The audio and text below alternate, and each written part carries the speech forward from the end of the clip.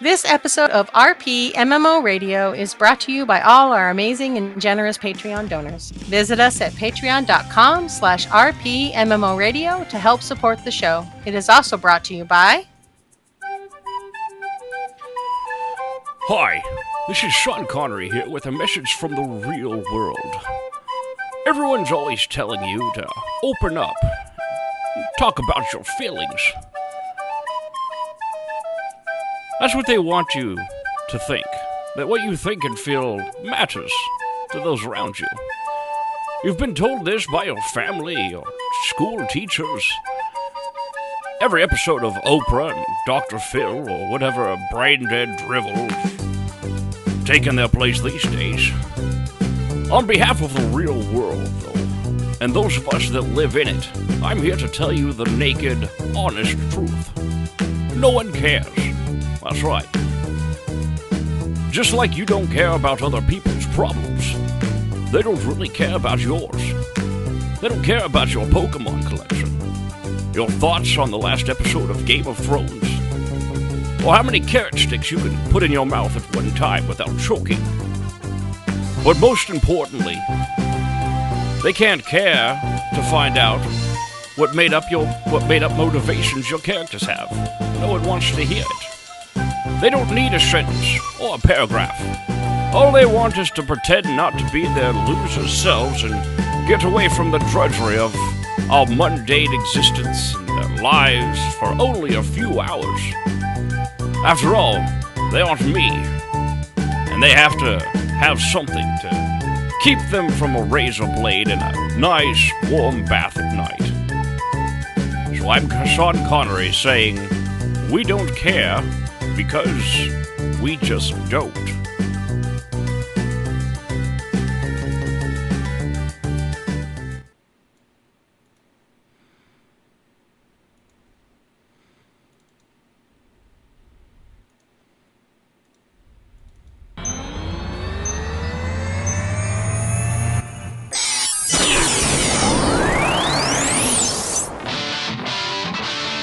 You're listening to RPMMO Radio.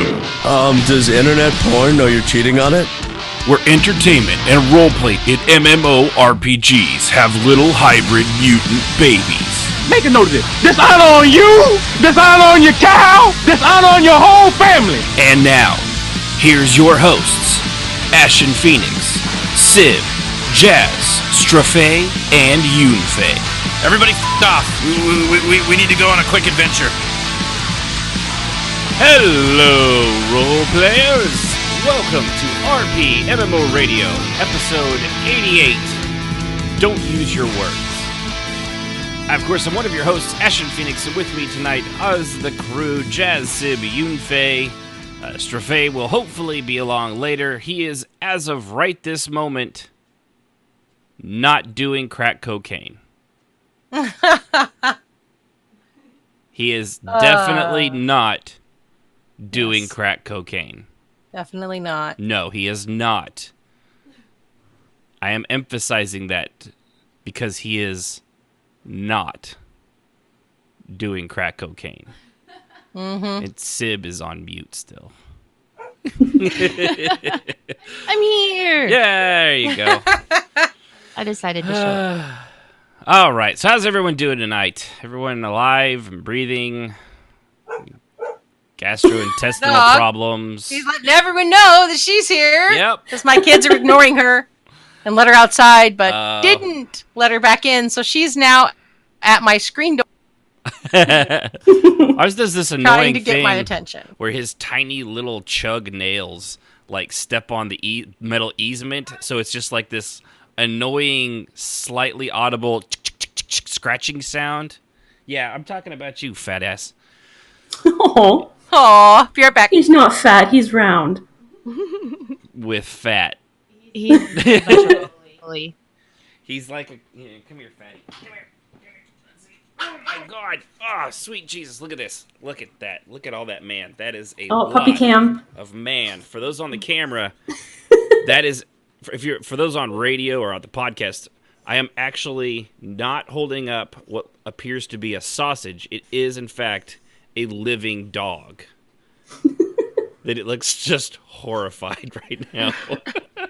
Okay, I'm back. Go on. Welcome back. Chug. Yelled welcome back. and yeah. How many of them did you have to hit before they opened the door? I didn't have to hit anybody. I don't hit my kids, but I want to at times. We'll go with that just because in case people are listening. Yeah. I'm glad to have everybody here. Hopefully we got a good show for you. Sorry we missed last week. I've been having awful, horrible neck problems that give also awful, horrible migraines and make it so that I can barely look at a screen, let alone talk and have a good time at anything. And Jazz went tornadoes to beat her kid again. That's why she's. If you listen carefully, you could actually probably. Oh, so anyway, so Jazz is a great person and loves her kids. I heard you. You know, What? No, I didn't take off my headset. No, it's muted. That means you can't hear anything. No, it means you can't hear me no. screaming at my kids, threatening their lives. That's the only thing that means. When did you quit beating your kids, Jazz? Oh, but yeah, for anyone in the Midwest, it sucks, doesn't it? I really miss one of the coasts right now. And my husband's like, we're not turning on the AC till June. Oh, wow. So yeah. He's And our laundry, our washer died. So hey. Yeah. It's been a good week. Yeah, we had a lovely lady in our neighborhood. We're completely out of a floodplain, by the way, so when she tried to get flood insurance, they told her she's not in the floodplain, so she didn't need to. So after her house flooded yesterday, destroying everything on their floor, it basically went through the back door, through the living room, through the kitchen, through the foyer, and then out the front door. But luckily, we're in a really good neighborhood. People have been donating money and time and all that stuff. It's good to be in Oklahoma. We're very friendly people. Unless, of course, you're driving, in which case, go fuck yourself. Oklahomans... Terrible drivers. I've noticed Oklahomans don't quite understand stop signs. Well, that's a southern thing, my dear. Anything south of the border of... Yeah, that's just... It's a suggestion. It's not to a pull rule. an old quote from the classic documentary Starman. Green means go, red means stop, and yellow means go very fast. Yep. I remember that. Yeah, it's a good movie. Yeah, I've almost been taken out on my bike at least 3 times now since I've been here, and I have a bright orange bike, like creamsicle orange. It's creamsicle. It's like bright orange. Well, I've named her the Tangerine Dream. So yeah. Yeah, we watched. Speaking of old movies, we actually watched Night of the Comet the other night. Yes. Anyone remember that one? I never saw that one. So it was from '84, where a comet comes. That explains that. I was working 70 hours a week in '84. Yeah, a comet comes by once every million. This is the narrator. Once every million years, and the last time it came by, funny enough, was conveniently the time the dinosaurs disappeared. So everyone outside, not in a lead-lined box, basically turned to orange dust. And there was, of course, a group of evil, smart scientists and that were probably business owners. And it had Chakotay. Funny enough, the good-looking guy that was supposed to be in there is Chakotay from Star Trek Voyager, the second in command with the tattoos on his face. Mm-hmm. He was the good-looking 80s guy alongside the girl who was... She was pretty for the time. What was the other show she was in? She was the girl... Starfighter. Yeah, she was also the girlfriend in The Last Starfighter. Yeah, Last Starfighter. Same girl. So that was campy fun. It was a lot of synthesized music was used to the shock of nobody that grew up in the 80s. Oh, it was so bad. It was so good. It was so bad. But anyway, so podcast about roleplay is what we are.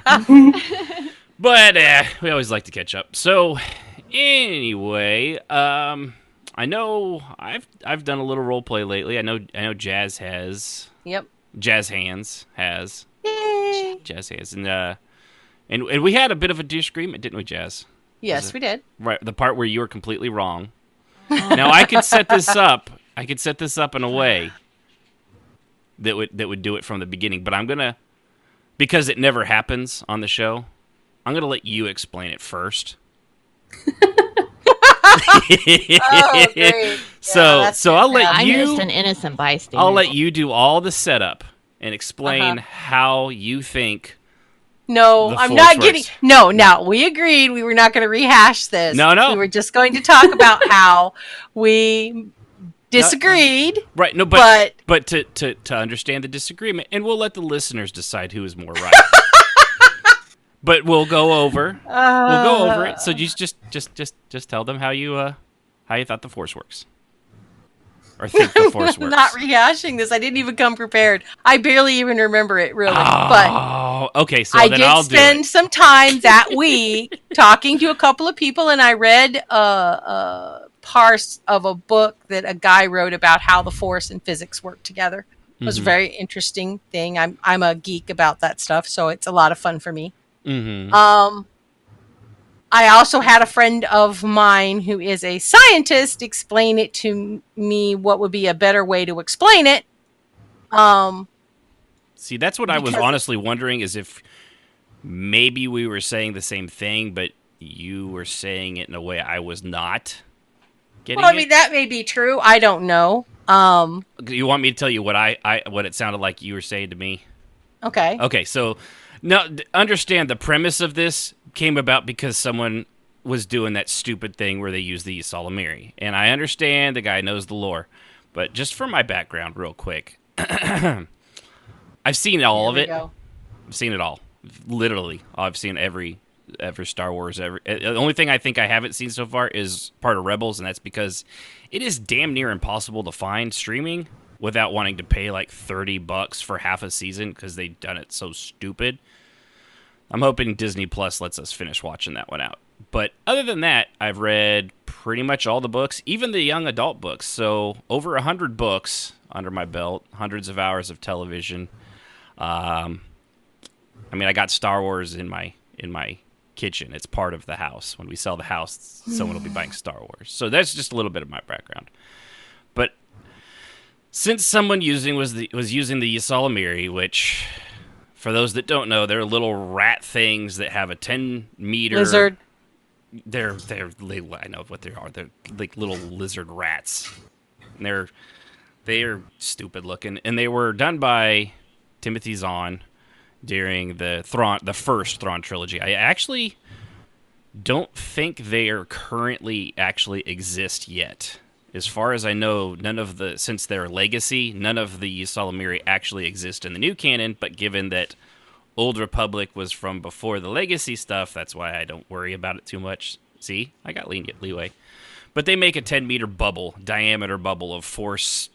They push the force away. So if somebody shoots force lightning or tries to force choke them or something, anybody within that bubble, it just kind of stops at the edge and it can't get in. It just doesn't exist. So they've done it for years, having one of those on their back like a pet, and somebody called them out on it, and then there was a fight, and then they logged out angrily. But after that, we got into a discussion of force physics. And as I understood your way of thinking it, Jazz, if somebody grabs a beer bottle, because that's what I just looked at, somebody grabs a beer bottle with the force and throws it at somebody that has that rat on their shoulders, in your mind, as soon as that force throw hits the bubble, it will instantly stop and fall to the ground. Not exactly, but yeah, that's the essence of it. Right. And my way of doing it is the way it actually is, in that it will continue. What? Hey, you told me. I'm setting the narrative now. I gave you your chance. You lost it. So that when you throw it, you're actually, because if you watch the videos, like when Vader is fighting Luke in Cloud City and Empire Strikes Back, when he's throwing all those things at him, it's a throw. It's like, a lot of it's like a pitch. It's a controlled throw, and they do accelerate very quickly. But even if it hit that force bubble, if there was one around Luke, it would continue with its momentum on its current trajectory. He wouldn't be able to influence it inside there, but it would carry on and, boop, boop him in the head. And according to Jazz, it would just stop. No, that's not what I said. I said it would drop. Right. Well, that's the same difference. It would drop. That's not stop. Right. Well, it would stop forward, and then. But it would be in a arc. Okay. See, and that's what I was saying. So we were saying the same thing, but you said when you say it would drop, that makes it sound like it would hit the bubble and it would fall. Well, if you're moving, if I drop my purse off my car, right. It does not have velocity of its own. So when it falls off of the car, it is in deceleration mode, which means it is simply falling at a certain rate of speed, but it is rapidly decelerating because it no longer has force behind it. It has no velocity. It's only moving. It's got its momentum. But see, and here's the thing where I was getting at. When people force throw things, they're throwing them they can throw them pretty darn hard, too. They're not throwing it, though. That's where we ran into a problem, but it's the same difference, even if it's not actually the same thing, and that's why if you're pushing it along with your confused. Okay, let's take so you got the beer bottle in your hand, and you're pushing. Your hand is the force. Now, understand that I know if you're pushing a bottle, it would just fall, but you got a grip on it with the force. It's a magic thingy, and if your hand, the force is your hand, and you're pushing that along. As soon as it hits the bubble, your hand will stop, but the momentum and acceleration that's already there will there's no velocity. Yes, there is. There's no acceleration. The only thing that there is momentum. Those are not the same things. And see, that's the problem with being. I'm very specific about science. They're not the same thing. But you understand what I'm saying. It would not. Well, it would have a couple inches of drop. Remember, there's only a couple inches, but you're saying it would continue through and hit the person, and it wouldn't. The chances of it actually being able to move that far on its own is obviously if it was like a tree, sure. But if we're talking about like it's like throwing a 90-mile-an-hour fastball. It makes it from the pitcher's mound all the way to the catcher. But it's not being thrown. That's the key that you're misunderstanding, I think. And that's where you're completely the force is like a hand on the object. And it is taking it at the person. It does not let go of it. The force has a hold of it, and it's moving very, very fast. But it is holding it. So when it hits an opposing force, and it can no longer move, it drops it. Now that means that the bubble isn't an opposing force. That's the thing. The bubble is just negation of the force. It just is opposing force. It just dissipates it. See, okay. Now here's the deal. When you guys are listening to this, because that's pretty much where we're at a standstill. Because we're not gonna go rehash it completely, obviously. But so when you guys listen to this. We'll let you decide that I'm right. So that was our disagreement. Now, that doesn't even go into the fact that you can't negate the force with a machine, but that's beside the point.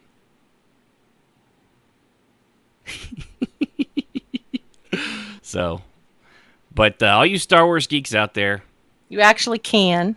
There are collars and shackles that also have the capacity to They actually just inflict pain so you can't concentrate and not according to the things that I read about them. They negate the force so that the person who's wearing them cannot use the force. Are you sure you're not reading fan fiction again? Well, I'm not reading fan fiction. I think sometimes you are, and that's part of the problem. Except the problem where the stuff I read is done by authors that actually were approved by Lucasfilm, and I don't read fan fiction because fan fiction for Star Wars is 99% garbage. That's how you end up. That's how you end up getting, like, just as an example, some unknown girl that's never been trained in the Force going up against like a fully semi-trained dark side Jedi that betrayed Luke Skywalker, and she's on an even par with him as the planet they're on explodes, and then he kills Han Solo. And oh wait, no, that's the actual movies now. Damn it! Screw you, Rian Johnson. That's just my own problem there. It was Mary suing. Oh, which, by the way, if you like Game of Thrones, tune in after the very end of the show. I got something to explain why Game of Thrones ended the way it did and how I'm fairly certain it was written and given over to role players in the last 2 or 3 episodes. So that's Jazz and I's disagreement. And I still completely think you're incorrect, and I am absolutely right, and that is the way of it. And Jazz, Sib's pictures in the general chat are about how I think both of us actually feel at this moment. You're on mute again. I know, I'm on mute again. I was just throwing pictures out there. Yeah. So, all right. Well, so what did you, other than that, which by the way was completely dumb because we shouldn't even be role playing that you saw Lemire here there because they're almost impossible to do and only Thrawn was really able to carry it off. But that's beside the point. What did you do in roleplay, Jazz? After that. Well, we have advanced the Fine Seal treasure hunt. We managed to get it largely done. We have one more thing to do before we do that, and then probably go and get her wherever she's at. Also, Strafe has advanced his storyline, which is related to that one. And we were visited by his bad guy as masquerading as Trithalis. It was great fun. So those two were a lot of fun to play out because obviously my team did not know that this was the evil father. Evil. So, and that's the Dark Father. Yeah. June. Is that June? It's June 4th, isn't it? When Elsewhere comes out, it's still not out yet, is it? It's not. Like a I mean it's out, but it's out. Oh.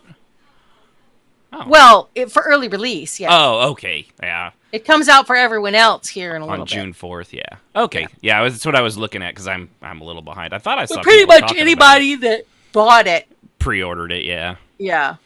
So like me, I can't play it because I didn't buy it. Right.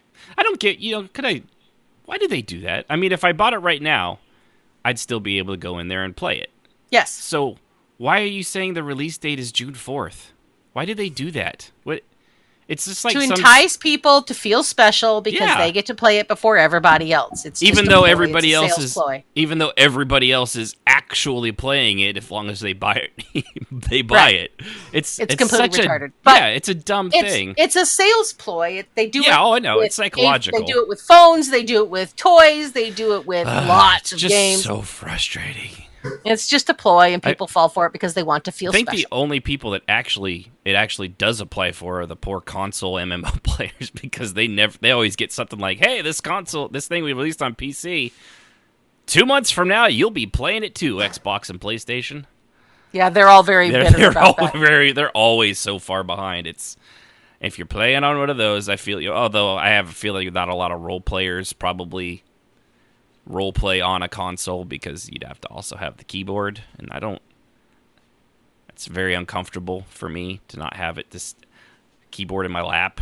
That's just me though. So yeah. So anything else? Well, I have a story. A journal entry to read. Okay. So this is entry 6. I don't remember what my last entry was, and I never can remember which one I actually read. So this is the current one. Okay. This is entry 6. The image sputters to life, showing the Lethan Twi'lek in a chair, draped across it, while her eyes watch the camera as it whirls above her.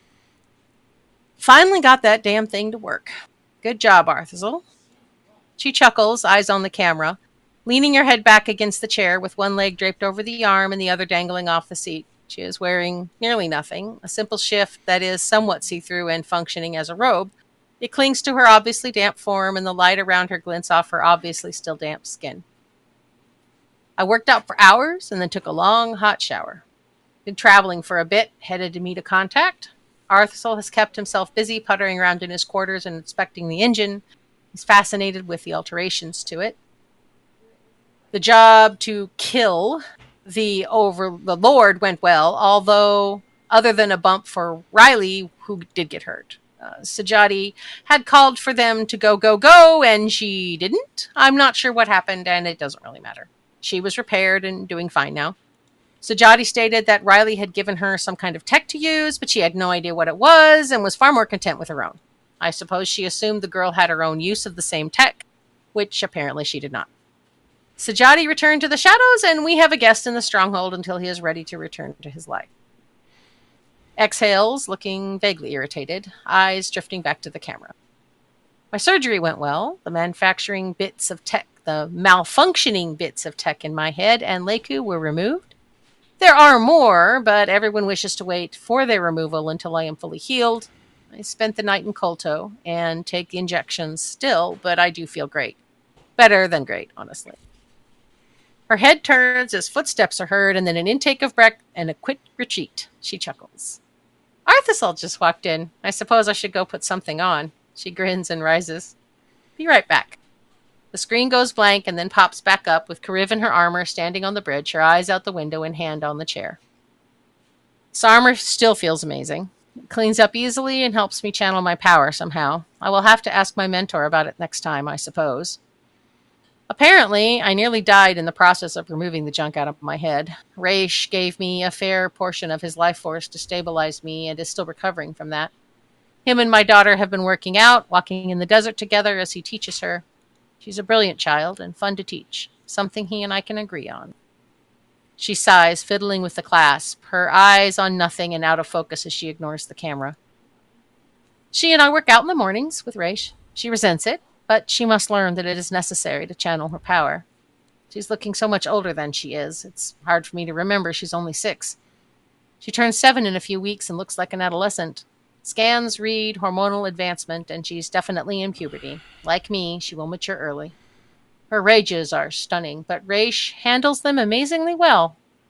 Despite my misgivings, he's turned out to be the best teacher for her temperament that I could have found. Kariv exhales and returns her stare to the side at the streaking lights. There are days that I am happy that I made her, and there are days that I'm racked with guilt. What have I cursed her with? Mala says that all things happen for a reason. She's a simple woman. She loves and she is patient. I wish I had half of it. Svesti is stubborn like me and full of piss and vinegar like me, but also deeply thoughtful like Raish. I do see sometimes a bit of her other donor now and then, but Mitch was not someone I would want her to emulate. She got his melodramatics, that's for sure. We both boggle at it sometimes. She looks to the camera. We arrive soon, so I should get ready. More later. End recording. Woo. There we go. Woo. Yeah, very good. So, I sorry, completely ADD moment. That thing you put up, Sib, that we spend 3 billion hours a week playing video games, is it worth it? Yes, TED Talk lady, shut the fuck up. It's totally worth it. Yes, it is. What the fuck? Well, would you rather me sit in front of the TV watching sports all day, or maybe some more Netflix shows that I could binge watch in like 48 hours in a week? Yes, it's fucking worth it. Mind your own goddamn business. Thank you, thank you. Sorry, actually. No, they'd rather that they're pissed because the reason that these people put up this nonsense is because they want us watching TV and movies and buying movies and going to movies and paying for TV shows and every single TV channel now, like the originals, like CBS, all that, they all charge you. Yeah, to watch they're all stuff on the internet. Yeah, they all want you to do it. And all of them are not getting the numbers that they thought would happen because why would I do that when in 2 years I can just watch the whole goddamn thing on Netflix or Hulu? Yeah, or something comparable. Like for me too personally, like I love we loved Game of Thrones, which like I said, tune in afterwards. I'll give you a quick what I thought of it, but we subscribe to HBO for about 2 months, in this case, a month and a half, and then we cancel it. Why? Because everything else is garbage, or I can watch it on Netflix, Hulu, or Amazon, a la carte, as I want it. I don't, there's not... Westworld is not bad. I think we're gonna finish watching the second season of that, but so far after one episode, we both kind of almost fell asleep by the end of it. But yeah, it just canceled. Even like the CBS with the Star Trek Discovery. Very good show. Very good Star Trek. Waited till all 10 episodes were out. Did a 7-day trial. Canceled it. Now that all the episodes for season 2 are out, I'll do a 1-month thing for it and can cancel it. I'm not going to... There's... Seriously, also CBS, there's literally nothing else you have that's that interesting. It's Star Trek's pretty much it. And the new Picard one. I mean, I would love to do that, but I will just be patient and I will see it eventually. Yeah. And Well, the only reason I do it is because I'm impatient. NCIS, I would have paid money to see that, but they wanted too much. And not when I pay for Netflix and Hulu. Mm-hmm. That's already right there, $20. Well, that's more. That too. Remember what I was saying earlier? The only thing I haven't watched, Sib and I haven't watched together, is the Star Wars Rebels, and that's because, we didn't have like Cartoon Network and a DVR when it was coming out. But even to buy it on DVDs, they split one season of like 20-something episodes into 2 box sets, each worth $30. When the first season for the same number of episodes is also worth $30. Yeah. So they doubled the price, but now. The Disney one's coming out. They're, Disney's own streaming channel. But the difference in that one that makes it kind of worth it to me is I think it's going to be like, I think it was $60 a year. It's like $5 a month, basically. Now, $5 Which I might be willing to do, but, Hulu is making noises that they're going to... Hulu's owned by Disney, so... Right, and that's... Well, and I think they're going to take some of the stuff off, but the same thing, Disney's library, Star Wars, Marvel movies, everything Disney has made ever, that's kind of a vast thing. That makes it worth to me $5 a month, at least until it's not. It's the same thing with Netflix. Netflix, I never run out of stuff to watch on Netflix. They're always got good stuff, but yeah, seriously, 3 billion hours a week in video games. They're just pissed that we're not watching TV. Yeah. That's it. That's the only thing is it takes away from their advertising dollars because they can't have it. If they could run ads in a game and get away with it, they would. Oh, they absolutely. Mm-hmm. Yeah. No, that's what mobile games are for. That's what mobile gaming is. That's why mobile gaming is such a... Why they're saying, it's the wave of the future. No, it's not. Fuck you. It's never going to be a game that everybody... I don't want to have ads when I'm playing a game. Especially and also not paying $3 for every game I have. So they can bite me. Apparently this is from an old TED Talk from quite some time ago, but at the same time. So I like to think... It's probably 4 billion hours a year now, or a week. It's more than that. Think about the population, and then think about how many people play games versus how many people watch TV. I'll bet you it's about equal. And then China. That's in China.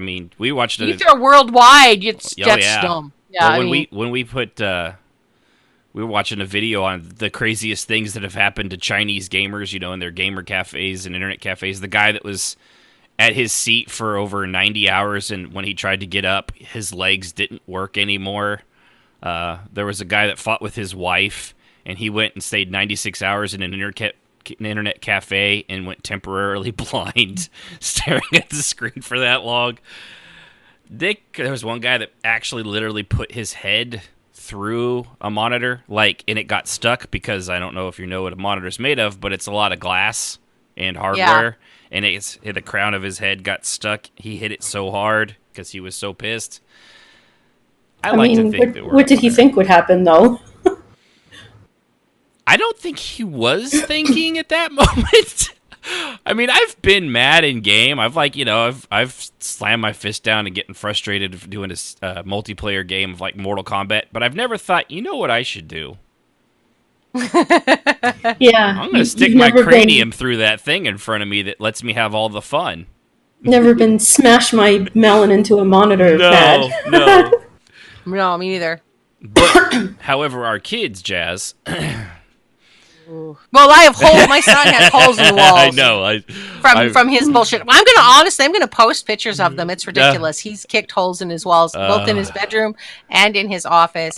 And I told him I'm fixing it once he moves out of the room, and he's going to move into my other son's room that went into the care facility. He's moving into his room. I said, if there's holes in those walls, I'm going to beat you with a hammer. I swear. I'm not putting up with that again. Do not do it. Yeah, I think ours gets temporary Tourette's. Yeah. Yeah, he's a good kid. I never get that angry. I don't understand it, but yeah. No, not unless somebody doesn't know how the force works. If you're getting that angry, you probably shouldn't be playing. No. The number of F-bombs I have heard come from upstairs. Oh my gosh. Yeah, sailors are like, God damn, that boy's got some anger. So anyway, it's completely off the touch. I don't even know where you found that, but I'm just looking at memes, and I was like, I got to put that up. Yeah, that's from a TED Talk back in 2011. When I saw that number, I had to look that up. And I do love we got to pump those numbers up. Those are rookie numbers. But so Anything else, Jazz? Before I move on to other. No, that was those sure. were the things that we worked on. I'm really cut having you a lot off. of fun. Shout out to Kishmas. Yeah, old I'm Kishmas. having just a great time with Kishmas and Battle. Caves, who's Caves Right. and Kishmas and Caves from ESO are now in tour with me, and the three of us have a whole lot of fun. Yeah, just the three of us sometimes because nobody else is around. Bouncing off of around people. A little bit, but I've also been. Join us. You're almost never around us. Come and hang out with us. I'll be honest. Part of the problem was what I realized when we had that role play before we got into that disagreement. The shit people were talking about, I was completely in the dark on because I've not played through the story quest and I'm still 2 expansions behind. So I don't know I don't know where the lore currently is. Fully. Well, you can go and read about it. Yeah, but I'm playing. I enjoy finding out through the game. That's fine. I don't have a problem with that. But when I first started playing, I hadn't played through it all yet, and so I just went and read about it so that I would be up to speed. Yeah, but I just glossed over it. Someone was like, I knew was our new Empress, and I was like, yeah, she's awesome, isn't she?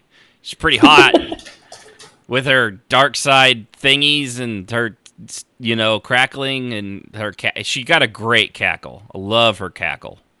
Her cackle's one of my favorite things about her. I had no idea what the fuck he was talking about, but that's just kind of the thing. You can also smooth over that stuff until you learn details in roleplay. It wasn't like, I'm not getting into a philosophical argument about the current state of the Empire with him or anything, obviously, because I would be completely talking out my ass. But I could be like, oh, okay, so there's something that's going to come up eventually, But yeah, it's been fun.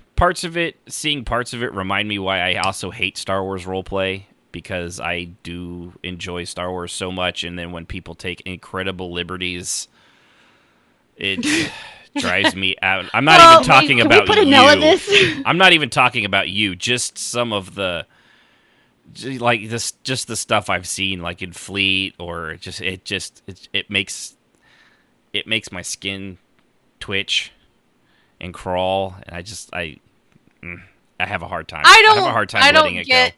Really, I'm a huge fan. Emotionally involved when that's the thing. People, we had a guy that's new to our guild, and he started role playing that he was both light and dark at the same time, because both that's extremes never happened in the same before. Person. And I was like, Revan. I'm sorry, that doesn't. Yeah, stop that. And that worked great for you can be Revan. a great Jedi, you can be a great Sith, but yeah, you can't be two opposites at the same time.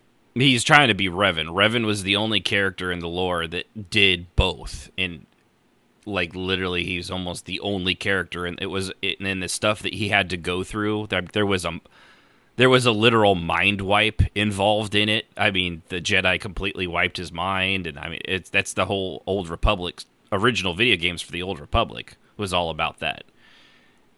Anyway, so we explained to him that wasn't, and he was like, "Oh, you mean I have to follow lore?" Yes, dear. That's not nearly as much fun. I'm like, well, that's the way it is. And he took it in stride. Yeah, and he started something else, and then we were like, you can't do that. Really? Still? Yes. Okay, fine. So but I'm half dragon, Jazz. Come on. He took it in stride. He gets credit for that. Yeah, that's good. He took it in stride. He wasn't really okay. Oh, real quick, sorry. Did you say the other day that you saw someone role playing a vampire in Star Wars? Yes. He's been there forever. He's been there since beta. Okay. Just wanted to make sure that I was getting my games crossed, or not getting my games crossed, and that I read that and died a little inside. He's from Earth too. Oh, good. Of course he is, because Yeah. Earth doesn't exist in Star Wars. Well, he says it's it's expired. They destroyed themselves. Yeah. And only the vampires survived. By the way, let me quote one thing real quick. A long time ago in a galaxy far, far away. A long time ago. Yeah, in the galaxy past. Far, far away. I know. But you can't explain dumb to people. He seems like a very nice man. I've talked to him. He doesn't mix. He seems very solid. But he obviously has no concept of lore. And he has been and he had a vampire guild in Tor where he had at least 50 people in his guild at one point. role-playing vampires. So, but pretty much the entire community hates him or has him on ignore. See, this is where the Sean Connery, the razor blade and a nice warm bath starts sounding really good. Really good right about now. Right about here. Really good.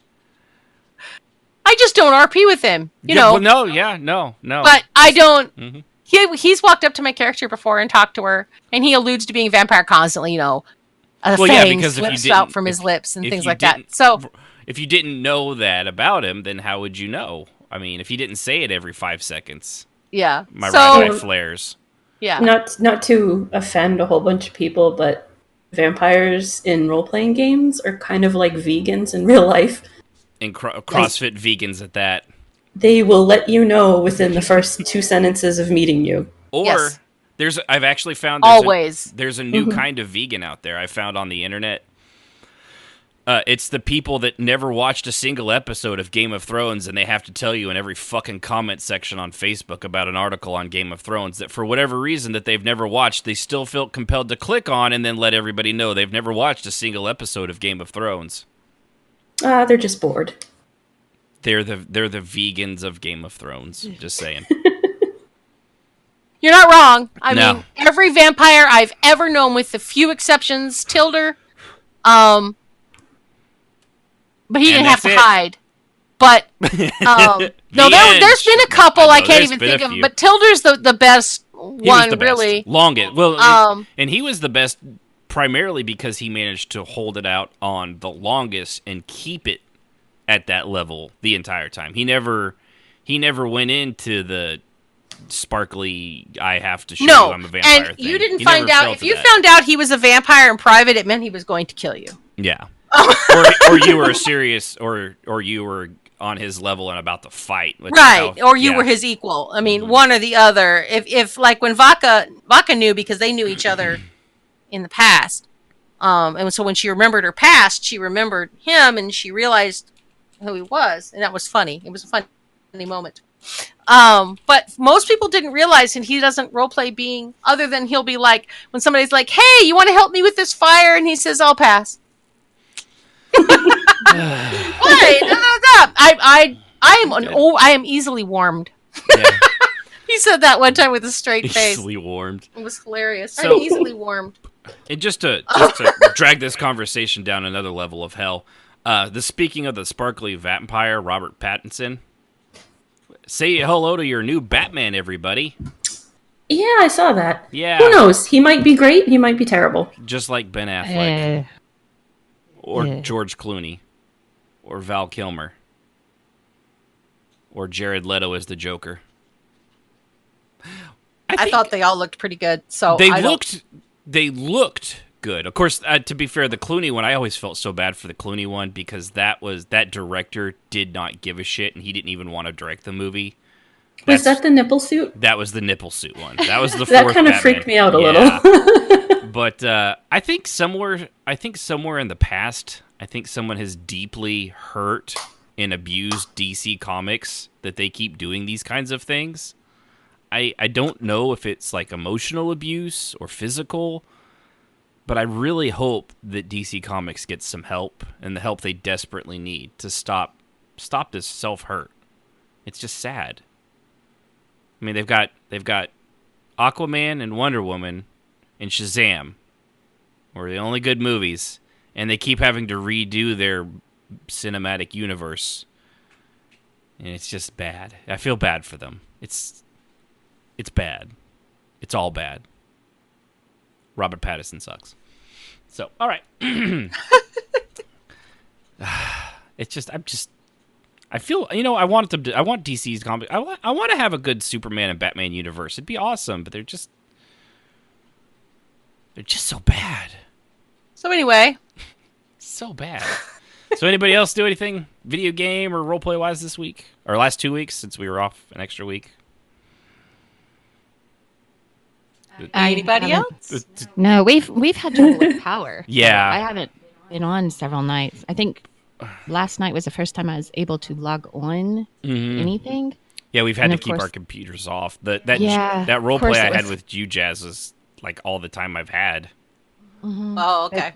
That's all I played Fallout last night, and I didn't even play it that long. I was super tired of Excuse me. the weather and stuff. But no, I haven't done much of anything. Mm-hmm. Yeah, that is one sucky. I've in the days I have been on, you guys were over in ESO, which I don't care because I was playing the game. But half the days we have, it's like, oh look, another thunderstorm. Click off the PC. Oh look, another thunderstorm. And then one day it was like, oh look, a tornado, and the power went out. Awesome. Which, by the way, we found out every single one of our flashlights does not work. Which was a good time to find out when you had no power. Yeah, you really should test those out beforehand. We had plenty of batteries, but when we would put brand new charged batteries in the flashlight that had previously worked and has not been touched since, they would not turn on. I did not know a light bulb could go out when it was not in use. That was news to me. And they were LED ones, some of them. So, I don't know. We had candles, and our house smelt fantastic.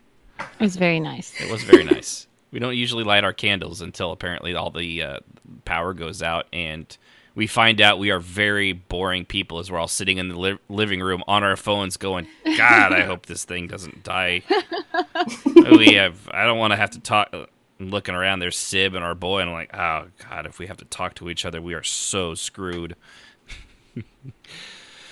So, yeah, that was our deal.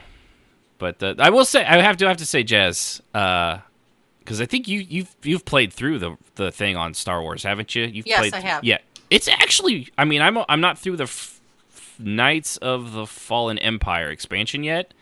It's surprisingly well done. Like they really, I have to their cinematic game. They really upped the cinematics for the storytelling on that. But I think I did get to a place where I saw you complaining about where all of a sudden everything's voice acted and motion captured and all that stuff, and then all of a sudden you get to one spot and it's like you just click on what you want your character to say from a menu, and then they reply to it without your character talking. Yeah, that's a throwback to a previous game. Right, Apparently, it's to the original. But yeah, it's a little jarring because everything before that wasn't like that at all. And then does it stop? Please tell me it stops. It does. It's just like one thing every now and then. Like there's 4 guys I had to talk to that were, I guess, important for some reason, and that menu thing popped up, and you know what I think it was, and this is just my theory. I think they had. I imagine to pay for the main voice acting characters is more expensive than the guys that they get from within the studio that are just always there, which is a lot of the same voices, if you notice, pop up over and over again. And I wonder if they're like, we have extra time, we need to flesh this part out, but we can't bring the voice actors for the characters back in. So let's just do this old menu thing like we did back in the Old Republic, back in, the original game. That'll be fun and nostalgic. Kind of, but also a little jarring. But the story-wise, I have to give it to them. They made a proper Star Wars story. And I will also, one other thing, because since we're doing Star Wars stuff, I saw who's writing. They're saying that there is a movie script in production for a Knights of the Old Republic movie. And the girl that's writing it is the same one that wrote the Battle Angel Alita movie that James Cameron did, which Sib and I loved that movie. It was really good. Mm-hmm. The story was good. Fight scenes were good. So if they're able to bring that same sort of fun flair to a Knights of the Old Republic and get away from the fucking Skywalkers, that'll be good. I'll be happy. So with that, now that we're into the show deep, oh so deep, let's go to our main topic, which kind of came up from a question from Indigo Jules. Where is this stupid thing? There's roleplay questions. He said, Really? Because I've never heard him say that before. This is why nobody likes you. You don't make no sense. I know. You don't make no sense, Lieutenant Dan. No, he's actually said, show idea, should you ask permission before acting out emotionally dramatic RP with a person? This actually happened last episode, so now, 2 weeks ago. But it kind of got us on a rant of both asking that question and the other one, which is when you should shut the fuck up and stop talking about stuff OOC. Because there's definitely, I mean, making sure things don't get crossed and you're all on the same page, that's one thing. But then there's where a lot of people take it. And sometimes... And we just had a situation in ESO on this exact thing. So this will be interesting because it's very apropos for what I had to deal with this morning. Oh, really? And this was from a show I did 2 weeks ago that we had written out for last week that we didn't get to. So, apparently, it does come up.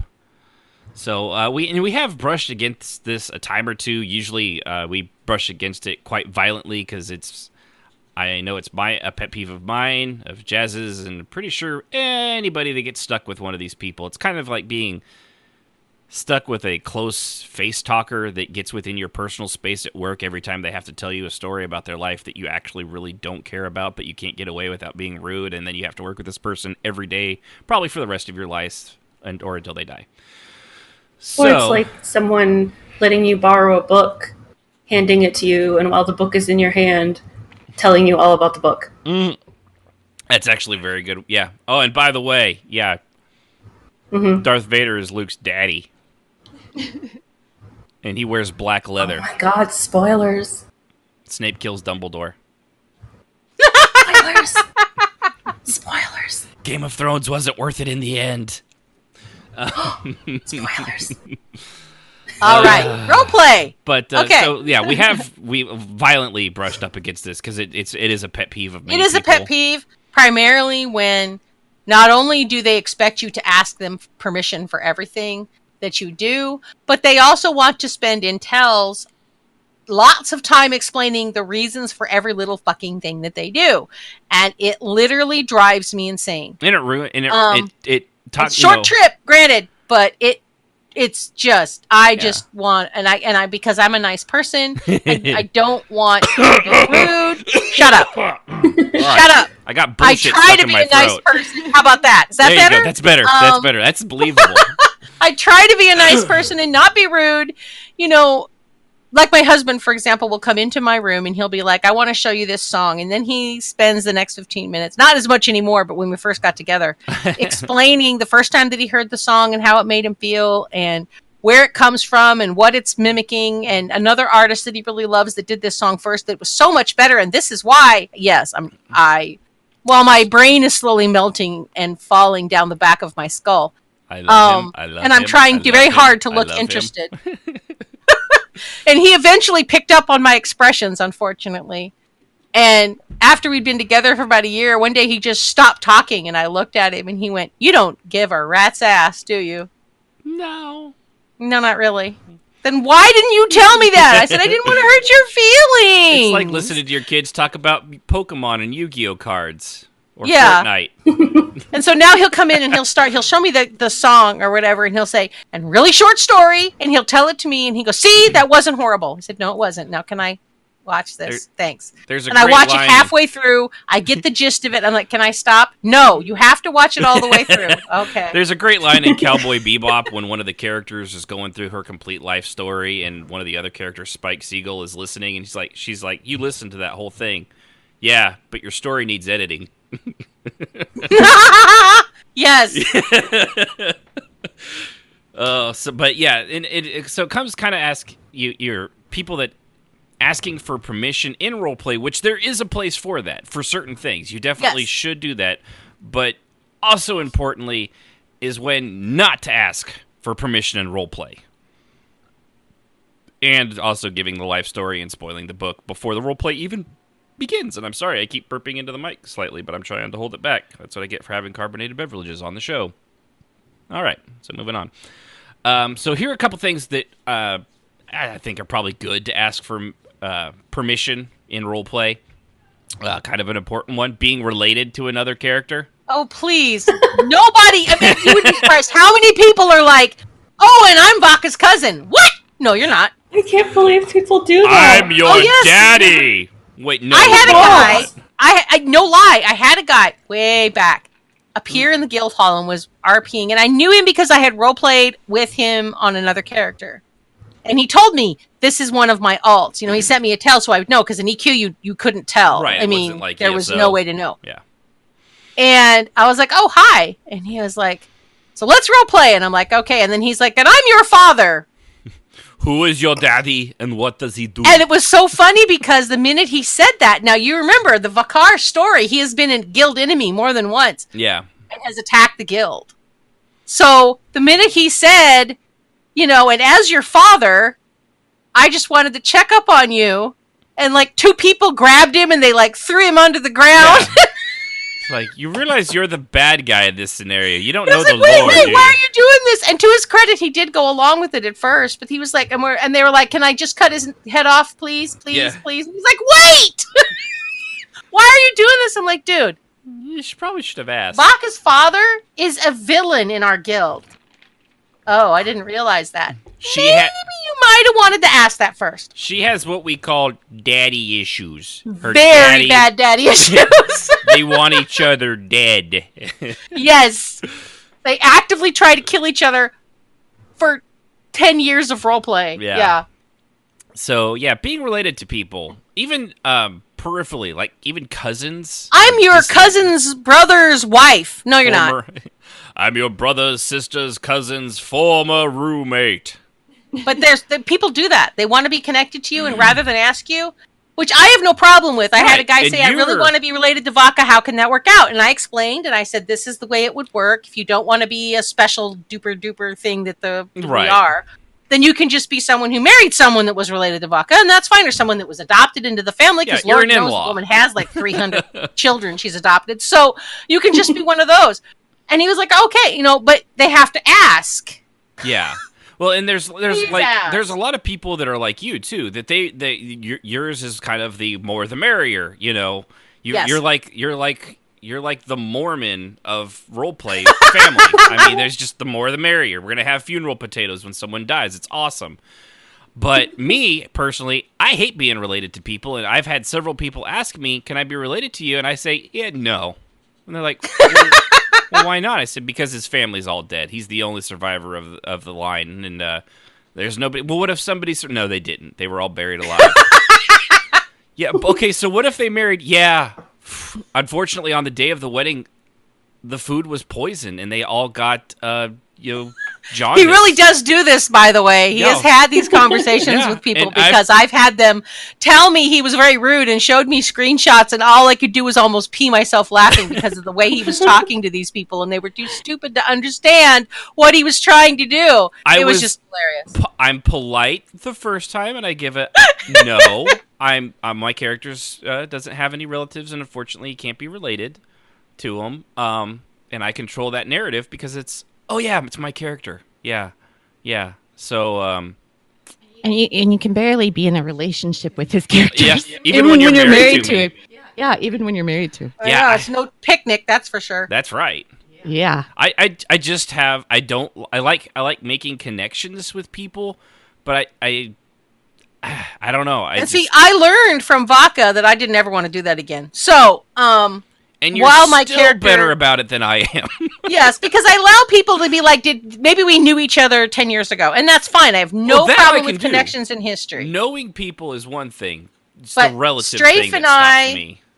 And Caves and a couple people that I'm really good friends with all sat down like Wolf and decided how our characters were related from the start before we even started the guild, so that we would have it set. And Strafe and I set up from the start. He was going to be both her father and her uncle in different characters. Why wasn't I invited to this meeting? You weren't playing. I also would have said no. Fuck off. Exactly. I know you. But it's what you have to be. It's one of those things. Like, well, they did have a history together. They did know each other. Yeah, history, and I'm totally fine with like history and having met each other or worked in the past. That I'm good with. There's something about the relative thing. Well, it allows people a false sense of intimacy, and there's something that gets crossed when that happens, especially when people are not mentally or emotionally stable. By the way, if you're in the Vertigus River area, it's flooding, and you should take shelter and evacuate now. The phones just went off for the third time today about Vertigus. It's really, really bad here. It is so bad. AT&T. What was it you said that they were going to do? They sent out a text yesterday. Yeah. And they said that for the next 4 days, they're going to let people in the area that have their service have free texting, free phone calls, and free data usage, just because it is so bad. Yeah, that way they Which can I was stay really up. impressed with. I was like, okay, that's not normal. But yeah, fuck you, Sprint. Why do you hate flood victims? Huh? Bastards. Just without something like that, They but might we don't have but Sprint. we don't have Sprint, so fuck Sprint. We don't know. AT&T is our overlord. We all hail AT&T. Also, we get a 25% discount for whatever reason because we're at the post office, and that has nothing to do with why we remain with them. It's totally why we remain. I thought it was pretty nice of them. No, to that's be able actually to do pretty that. cool. So, but yeah, it's just ask permission for being related to people. So always ask, always have that conversation. I dislike OOC conversation. I do not do it very often, but that is one thing that you have to have that conversation if you're going to be related. And every now and then you do have to sit down with that person that you're related to and say, okay, so this is happening. What about this? You have to have those conversations. Even if you don't know them very well, OOC, you have to let people know about certain things when they happen. So having that conversation is absolutely important. Yep. And then that kind of leads into the next one, which we touched on, to ask permission for, is intertwining backstory and history of your characters. That you should definitely talk out in advance. And like Jazz and I, we've known each other so long. So when our characters use the Hexvin guy, he just worked with her in the past sometime when we didn't even go into details. And he's an old guy, so it wasn't that long ago. But she's young, so it wasn't that long ago. But they crossed paths, and he came looking to see what she was doing. Yeah. And then Xanatos, we didn't really have to make that one up because there's actual history in roleplay, so that one's a lot easier. But yeah, anytime even if you trust the person, obviously, but even with Jazz, I still ask, like, it's cool if we've known each other before, Yep, Strafe has always asked. Everybody that has ever been connected to my characters that I let happen in ESO anyway, has been great about it. Letting me know, asking questions, so that we can manage it, and that's fine. But I've had people ask me if they can be related to her, and I've said no.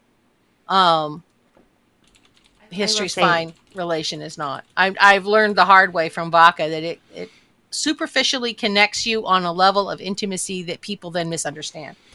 So it's really your best bet not to do that unless you know them really well first. Right, and that's actually I think that's why I've turned off to it early on, is that I saw that with you constantly. Yeah, and I'm also of course when I started role playing, I was with a lunatic that was very, very weird about all that stuff. So it's just easier just not to.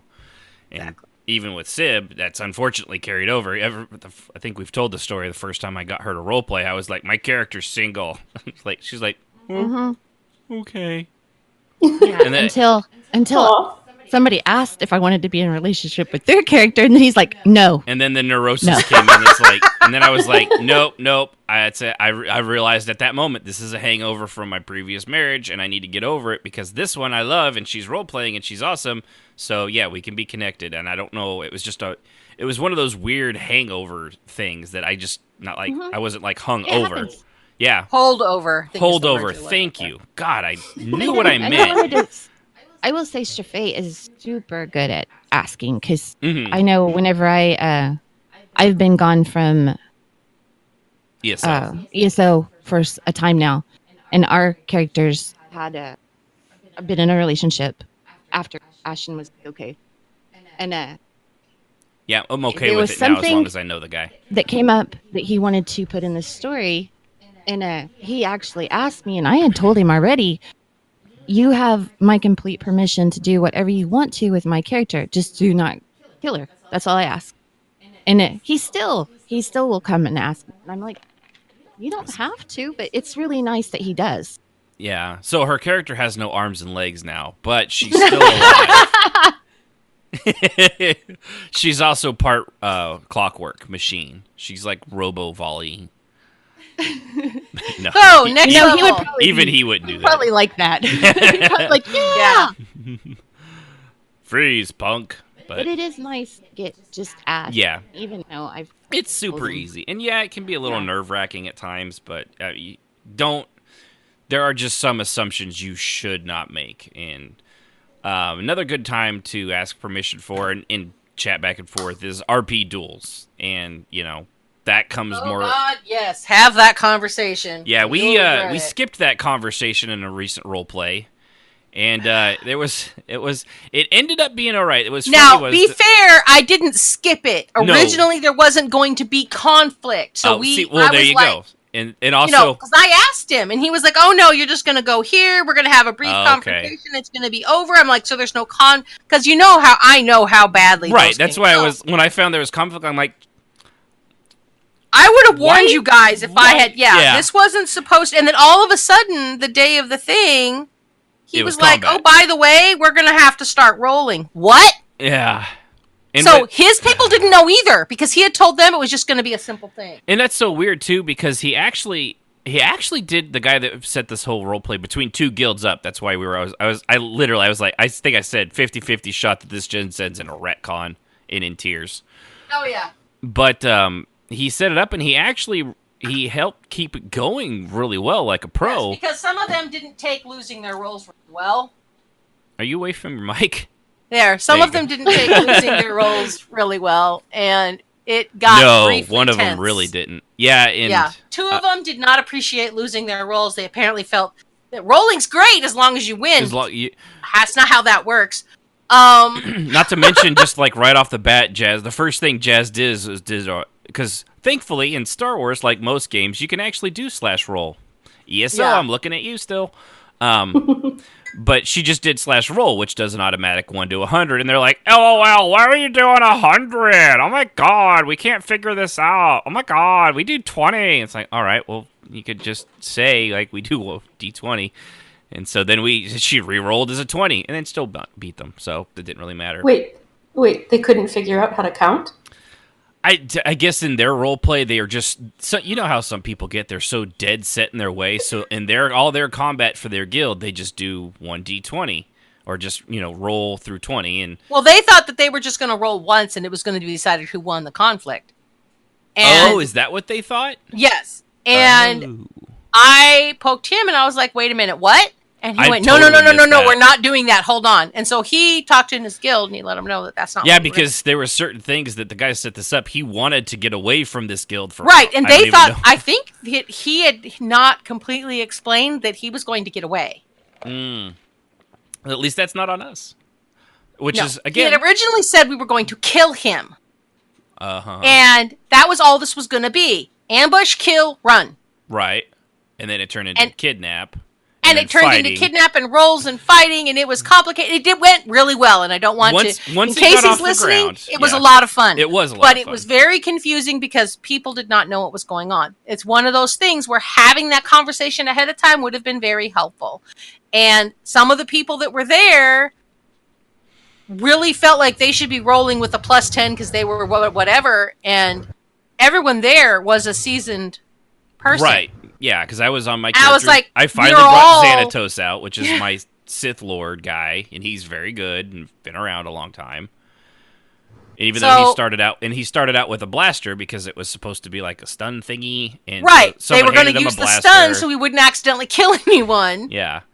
Yeah. So the very first girl that came after me, she lost her role, and she did that thing that so many great role players do, where she lost her role when she charged, and I reciprocated as a block. It was just he pulled out at that time he had a gun, he pulled out the lightsaber and blocked and deflected it, and and then she did the, well, I didn't want to be here anyway, and then just kind of walked off to the side. It's like, okay, well, thanks for playing. Whatever. Here's your consolation prize. Yeah.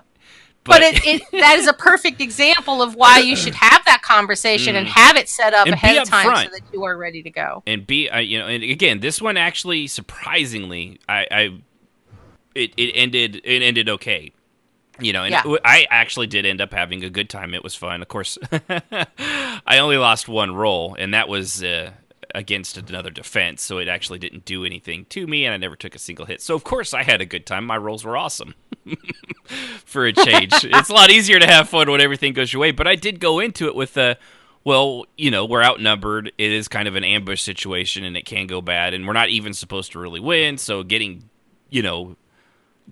quote unquote defeated or pushed back and then to flee. And actually, we weren't outnumbered. We were only outnumbered by 1, and he showed up late and came in the back. So we weren't outnumbered, and that was also annoying is that he showed up. And because he was the guy that was running it was like, oh, thank God, because he was worried that we were going to have to concede a loss if our rolls went bad. And then this guy showed up. And but at that point, I think you'd only lost 1. I hadn't lost any. I mean, the rolls were definitely on. The rolls were with weirdly, us. Yes. Yeah. Knock on wood.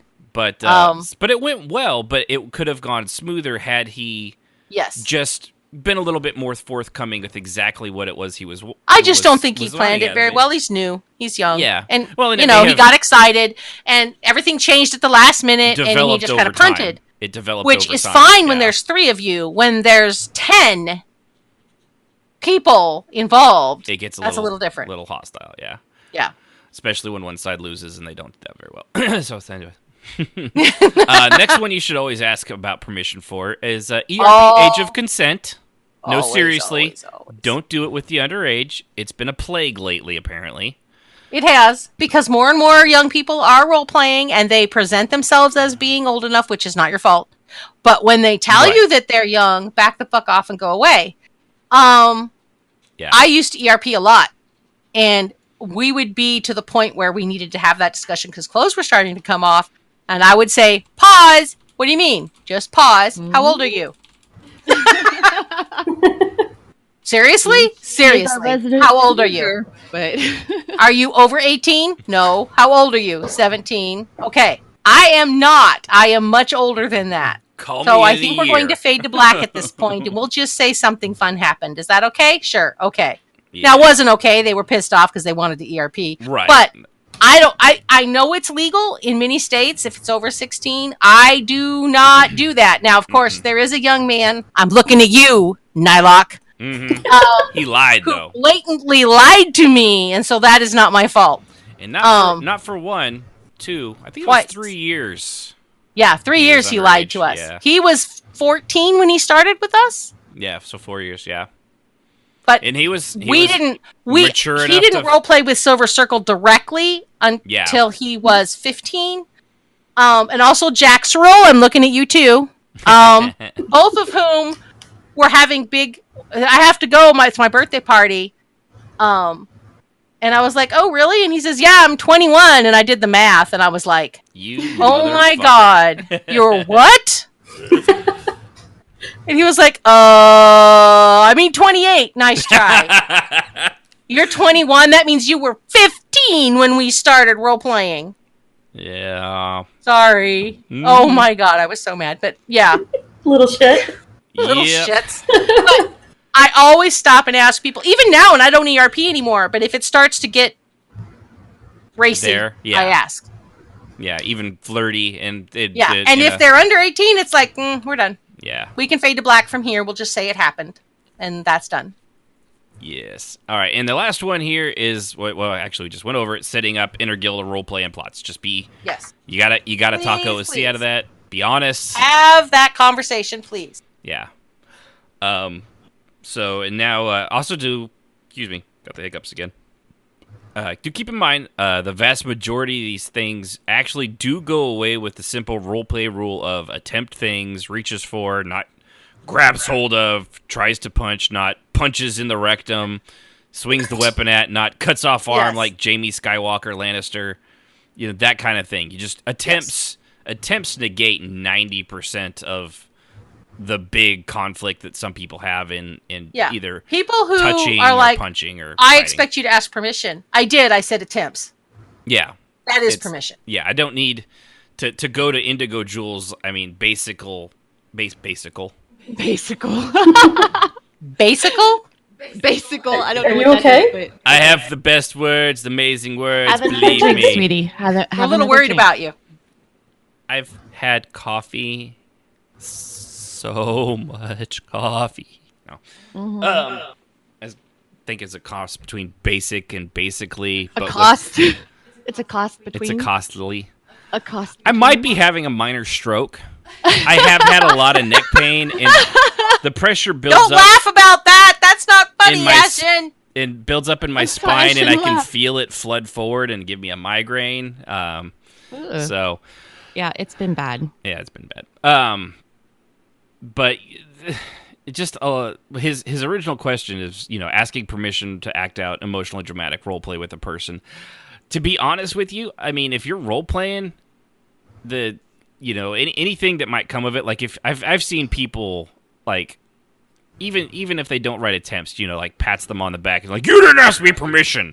Like, well, we're in a friendly setting and you're joking around. It's like, all right, well, fine. Attempts to pat you on the back.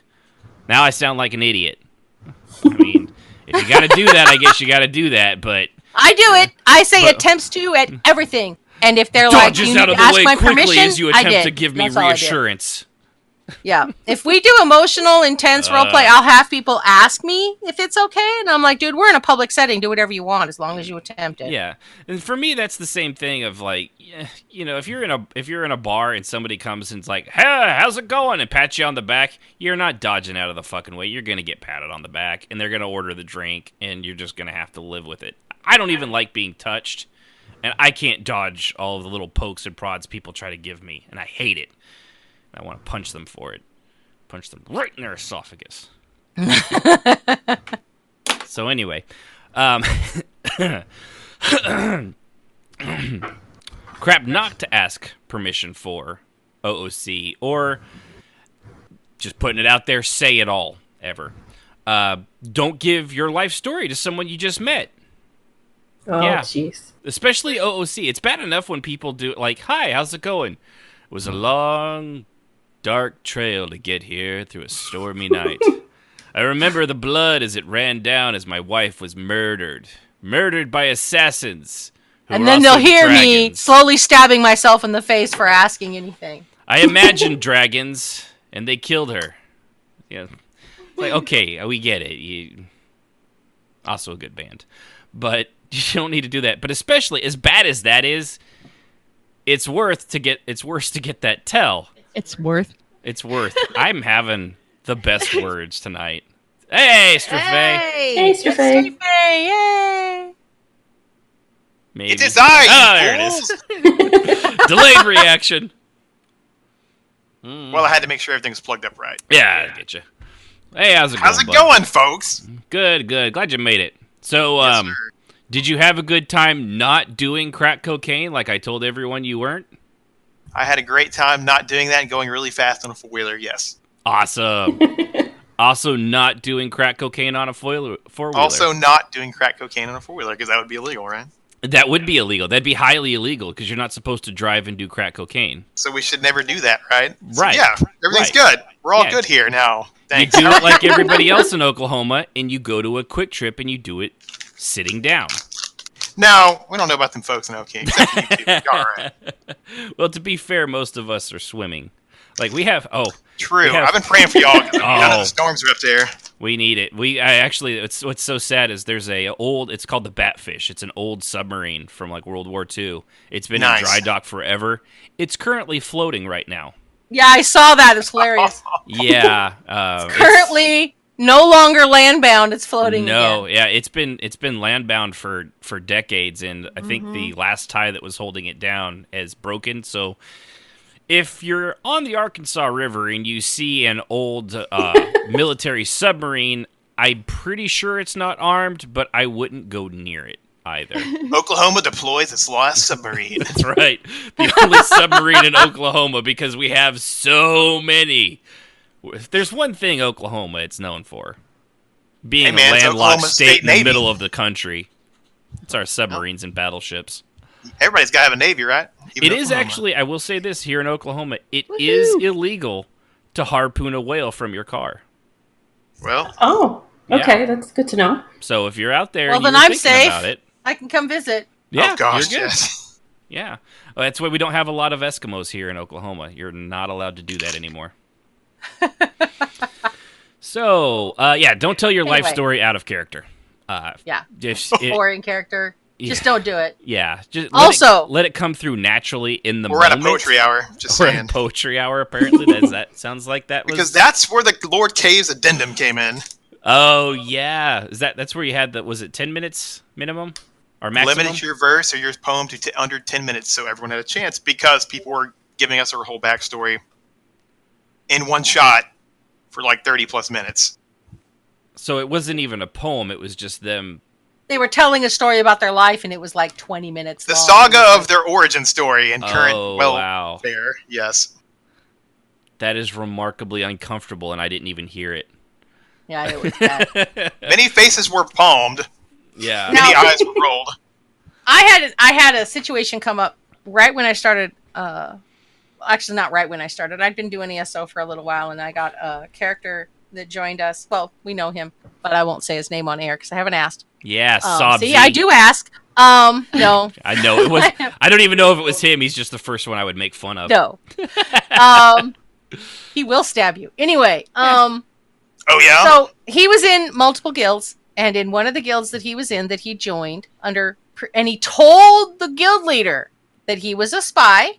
That he was a professional spy. He sold information. This is what he did. That's what he told them in his application. Yeah. He tells them this.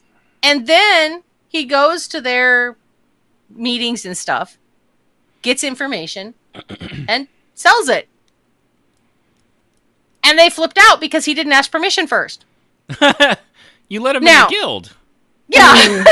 He told you what he was. And I talked to the guild leader, and I was like, dude, he told you who he was. He told you what he did. Right, okay. So far, so good. And you let him in, and he publicly attended, not just the guild, but other people. I mean, just publicly attended guild events like we do. Like going to the tea house and getting information that TT does. Yeah, that's open to everybody. Okay. He also ran into problems because he was at the tea house and gathered information on someone, which he then told one of my characters, and then was called out on it because he didn't ask permission to garner that information that they shared with the whole. That was spoken out loud in public. That anybody there could have gotten if they had just shown up. Right. So this is something, and I know I'm old. We'll say that up front. No.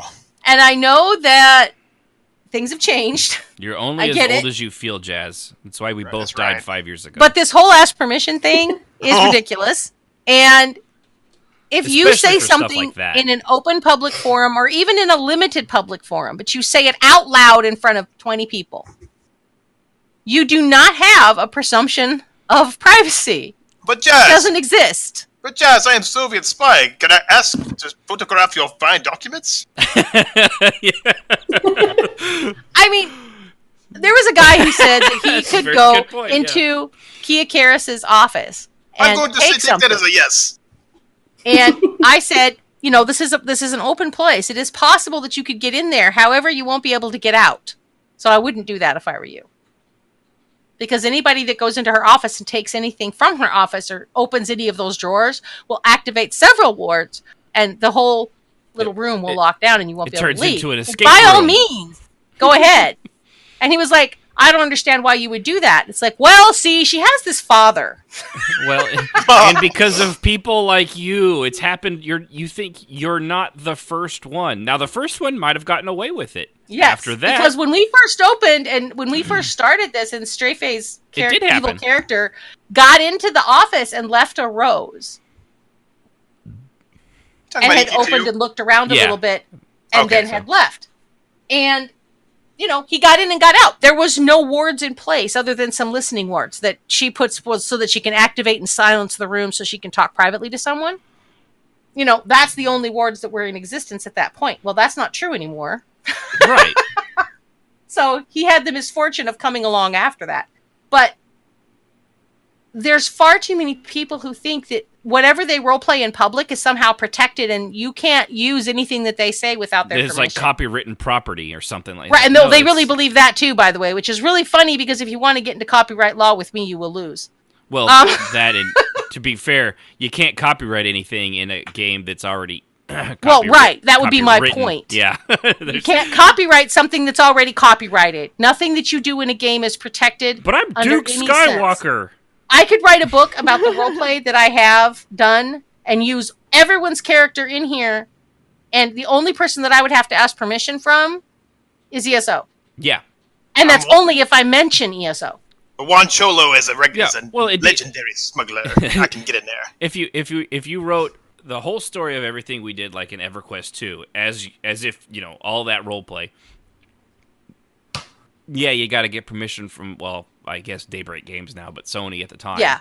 But well, only if I mention them. Right. Well, and it's like what's her that's the fucking lady. The intellectual property of the game, which would be the names of the cities, right? The planet, that kind of stuff. All that stuff 50 Shades is copyrighted with intellectual property. The 50 Shades chick. Hers was originally Twilight fan fiction.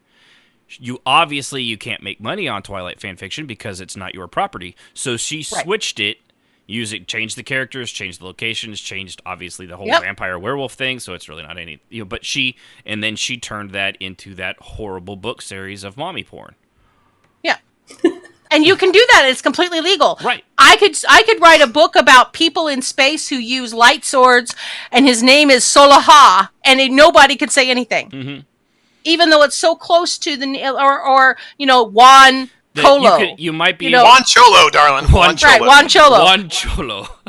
Hey, may the force be with you, eh? Hobaka. I mean, you could. It doesn't matter as long as you change it just a little bit. It's like I can take a picture off the internet that is copyrighted, change the color, change one little other thing, and it's done.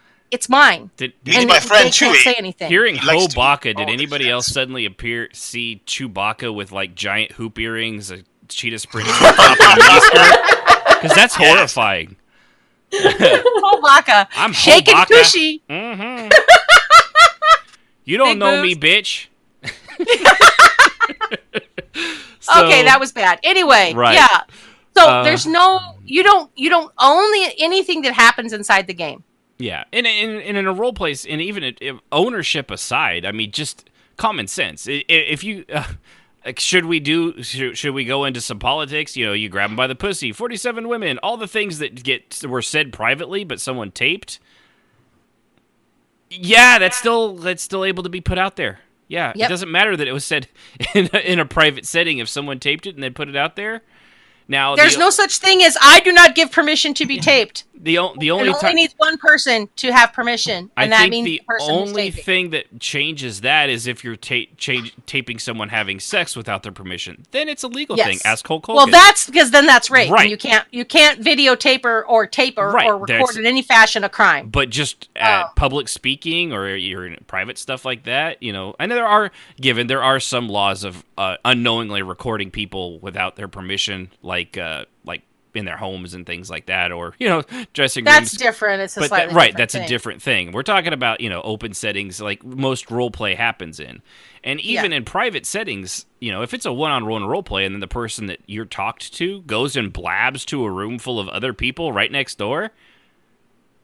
Well, that's the way it happened, and either you have to roll with the punches, or you're going to have to stop role playing with that person if you're really that pissed off. As a writer, if I came up with a book, which I actually have in EQ2, I'm actually in the process of kind of documenting the whole role play. I went to each and every person and I asked them if it would be okay if I use their character. If not, I'll change name, and so I'm not just going to change the name. I'm going to change things, But I had a couple people say no, and that's fine. I won't do it. I'm under no legal obligation, however. Just being a decent I'm just being a good person. Right. But, you do not have, when your character is standing in Riften and you start talking about assassinating someone, and they go and tell their boss, and their boss comes in and takes you, and you get mad saying, I didn't give that person permission to tell you anything. Yeah, Seeley.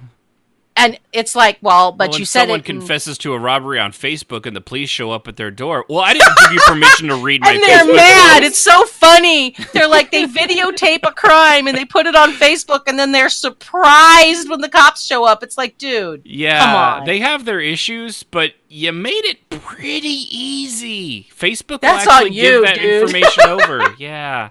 Which I love those. I love those stories. So, Florida man. Yeah, and we had to hit this, but the Indigo Jewels, should you ask permission for emotionally dramatic roleplay? The answer no is the answer. The answer is just simply no. If RP has gotten to a point where something emotionally or dramatic is happening, you just roleplay it out. Character death is out, obviously, so it won't kill them, because that's just the automatic rule. What are you laughing at? Nothing. Are you the one blinking that stupid thing? Blinking what thing? Yeah, in the thing. Yeah, that blinking Wait, there's a thing? What's a going on here? There's the in blinking. the outline. Someone keeps. No, it's not me. I'm not blinking anything.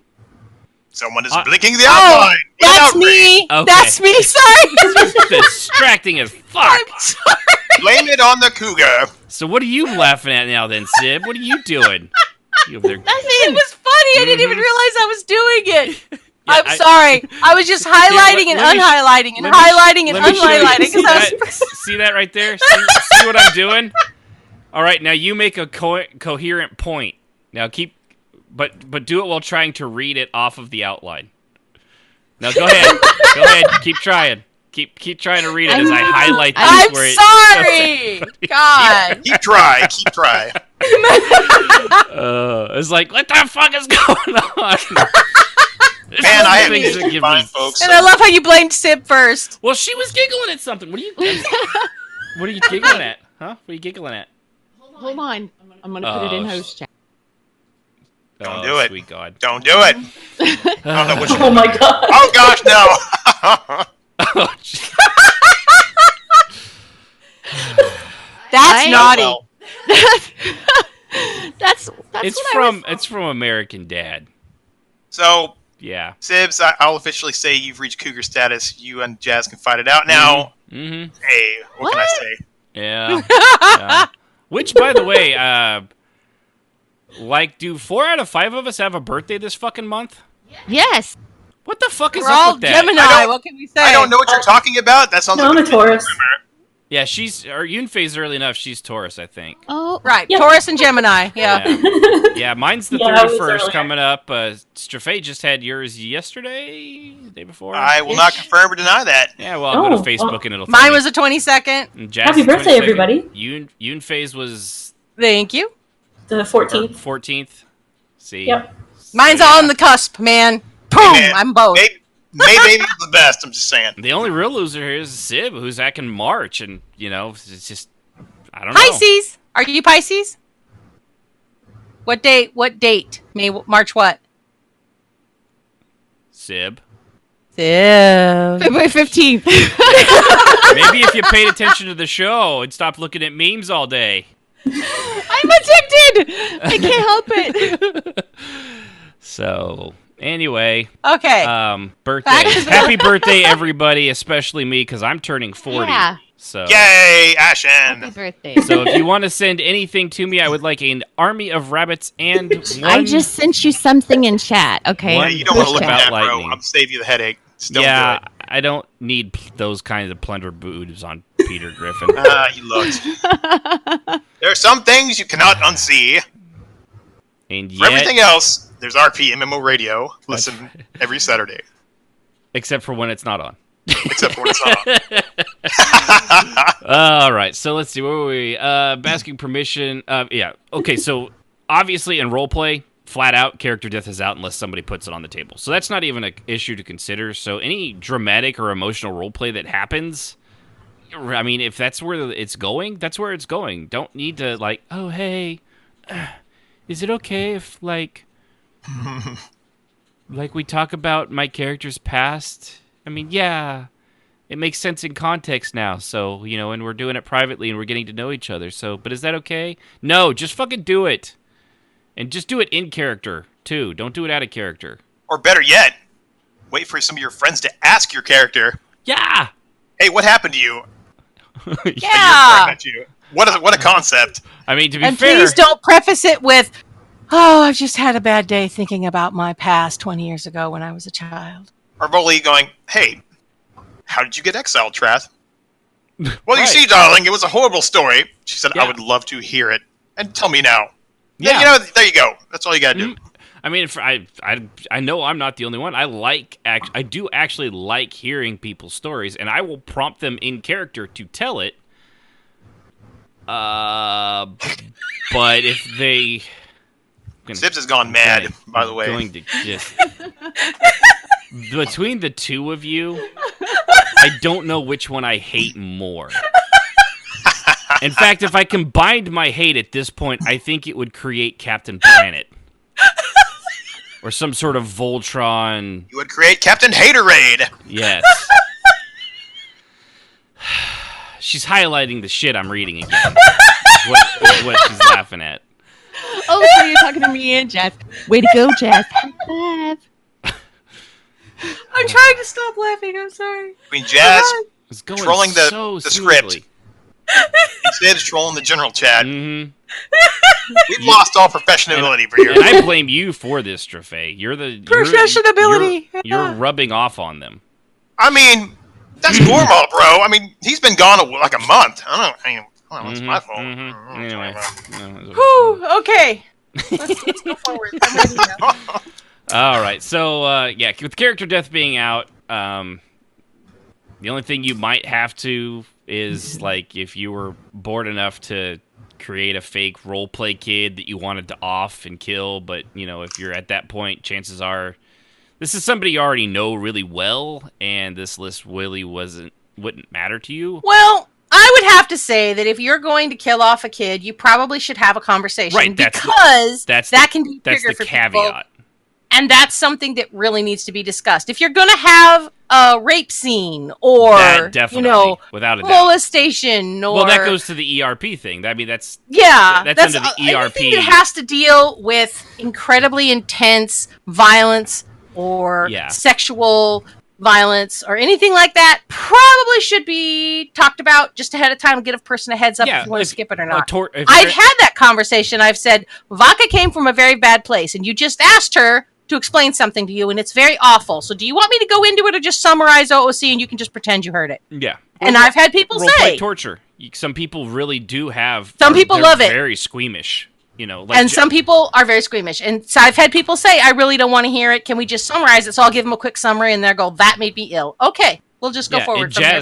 Jazz, for example, like I could write out the most disturbing thing possible, and she's fine with it. But if I did turn that thing into a movie and put it in front of her, she'd have nightmares. She would not watch it. Yes. Yeah. She's a complete freak. We understand that. I can roleplay out eating someone, and I'm fine with that. Tell me more, Jazz. How did you that could be taken in two contexts. I think that was low-hanging fruit, darling. I enjoy eating people in roleplay, no matter how you twist it. Is that better? In both ways, you should ask for in permission. every way possible. And you should exactly. That's the boss said. Ask for permission every way. AK, we kidnapped somebody. We were given a wayward Silver Circle member to reform. And she gave it to Rengots and Nase. So I had to ask this person, like, are you right? You're in the spider's web. It's going to get really bad. Are you okay with A, B, C, and D? She said yes. I'm like, all right. Here's your forewarning. Last call for alcohol. I'm good. Okay. Mm-hmm. And some terrible crap went down, but you have to ask permission. You can't just, like, bust on somebody. Yeah. Right. And say, by the way, this is happening. You have no choice. Like, there are certain sensibilities some people they just can't handle. So yeah, exactly. If it's gonna combat, if you're swinging lightsabers or shooting blasters at each other or swinging swords, that's one thing. Other than making sure you know how it's gonna work. But if you're doing a William Wallace and you're pulling his intestines out with a fire hose, you probably want to make sure that they're good with that. Yeah, when you get to that, but. Normal stuff like I've had y'all get into scraps at Riften, and people are like, okay, so he's gonna smack her. Is that okay? Yeah, that's fine. Let's just roll. Just come on. Let's get it done. And if they're like, I'd prefer not to roll, but he's probably gonna hurt her, but not too bad. Are you okay with that? And I say, well, he's the size of a small tree. She's the size of his leg. It makes sense. She's probably gonna get hurt. I'm okay with that. Just don't overdo it. I don't want her to die. Bowel movements bigger than she is. Yeah. So I'm okay with that. But beyond that kind of stuff, I don't expect people to ask my permission, and I don't usually do it. And I do have people say, I was really upset that your character was upset with my character, and I wish you would have asked me before you did that. Right. And sorry. And I think I sorry, jumped ahead here without meaning to, but GamerCat, the other listener that was piped in on this, said, my character might not react well to this. Are you okay with playing it out? And that's basically what this is. That one's kind of a 50-50. You have to, for one, if you don't, you need to either, if you don't know the person you're role-playing with, and you don't know their sensibilities, then obviously you might want to take a chance. Like a Jazz, Sib, Strafei, Yunfei, I know them all well enough that this is not a conversation we would have. We all know each other well enough. I know. I just know not to do certain things and what things that they're perfectly okay with. And when my character was going to cut somebody's balls off, I made sure that they were okay with that first. But the fight itself, no. Oh yeah, that doofus. I remember that. He wasn't a doofus. He played a doofus. Okay, I will correct myself. He was a savage dirtbag. He picked a fight with the wrong Bosmer. Yes, and he was also a little ridiculous. He was a little ridiculous, but he was not a bad role player. He just was. His name wasn't Theon, was it? No, I don't remember what his name was. He had a weird name. No, he was. Anyway. But yes, you have to ask permission. Yeah, make sure it's cool in person. Otherwise, you're just being a. And he said, "I don't care as long as you don't kill him." Yeah, he did. Yeah, and he rolled with it. I got to give the guy credit. He's running around. His character's running around minus a ball. Okay. Right. He's a half gelding, as it were. And we even role played trying to heal it back on. It was good RP, and we were all snickering. It was pretty. I stayed away from that RP. Yeah. Anyway. It was hilarious. Poor Tava. So really, with this, I mean, everything you do ever, innocently, like I think I hit her this one, but innocently touching someone, a pat on the back, these kinds of things, bumping into someone, your shoulder brushes against them in a bar, that's going to happen. Just don't take. There's a certain level of seriousness, which we do get to at the end of this as well, but there is a level, you lighten up, Francis. It's okay to let things happen to you. It does not everything requires a critical role to happen to your character, just like it does it in real life, And like there was a guy. Oh, go ahead, Sib. I can't. Sometimes that bump on the shoulder ends up leading to more roleplay. Yeah. Right. Yeah. Sometimes. Like this guy that I really enjoyed role playing with. He hangs out with people that I have on ignore, and I guess that meant we couldn't RP anymore, which I understood. But I enjoyed his role play a great deal. And at one point when we were first getting to know each other, him and Cial hated each other. And he would constantly kind of rag on her. And one day he walked up and he patted her on on the head with his hand. And he had done that several times. And every time he did it, she kind of shirked away or tried to get away from it. But she obviously would never quite do it. And she warned him the last time he had done it. And I sent him a tell when he patted her on the head. I'm like, so are you okay with her reacting to this? He said, have fun. I had a feeling she was going to react badly this time. Right. So, he paid attention. The warning. Yeah. Yeah. And she reached up and I said, do you want to roll? He says, she's right there. The chances are, and he's half drunk. He's not going to. And so she bent his finger back and broke it. Yeah. And I said, whack, don't touch me. Mm-hmm. And sweet little Cial became not so sweet. But again, I still asked. And those are the times when you ask. But just getting bumped, I had people bump into me. I've had a bottle come sailing by my head. That kind of stuff. No, I don't expect you to ask. And I don't think it's a good idea to ask, which is, of course, the next point.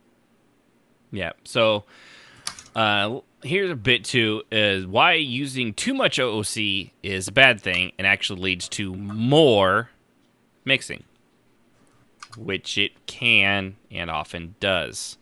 When you ask permission for every little thing, you give all random control away and leave nothing to chance, which, by the way, very boring. This causes scripted roleplay and creates sensitive little snowflake roleplay that is the death of random RP always. Boy, does it. Yeah. Jess, are you the one that wrote in this stuff? Because I can't remember. I did. Okay. When I say I've had migraines and stuff, there's been things that have happened lately, and did I do that? Yeah. Tell it like it is, Jazzy. But no, and you're absolutely right. I wrote all of this. Okay, that's what I thought, but I'm dead serious. I don't remember writing the stuff above this I can read either. It if you want me to. No, that's fine. Yeah, go ahead. So that's the first one. It creates overly sensitive people who think they have to control every ounce of the role play that it turns it into scripted role play. Right, and I hate scripted role play. Right off the bat. I do too. When you ask permission for every little thing, you give too much power to people to refuse any and all consequences for their actions and create and encourage feel-good RP that never amounts to anything but cyber. Yeah. It's like it turns anything that could be a complicated storyline into an episode of SpongeBob SquarePants where everyone ends up happy and nothing ever actually happens. Yeah. I mean, everything's permission. Hey, can I get in a fight with you? No, my character would avoid that fight at all costs. Okay. Yeah, what fun is that? You just stand around staring at each other. Now we're just going to sit here and drink or pretend to drink fake alcohol for the next hour and a half because nothing can happen.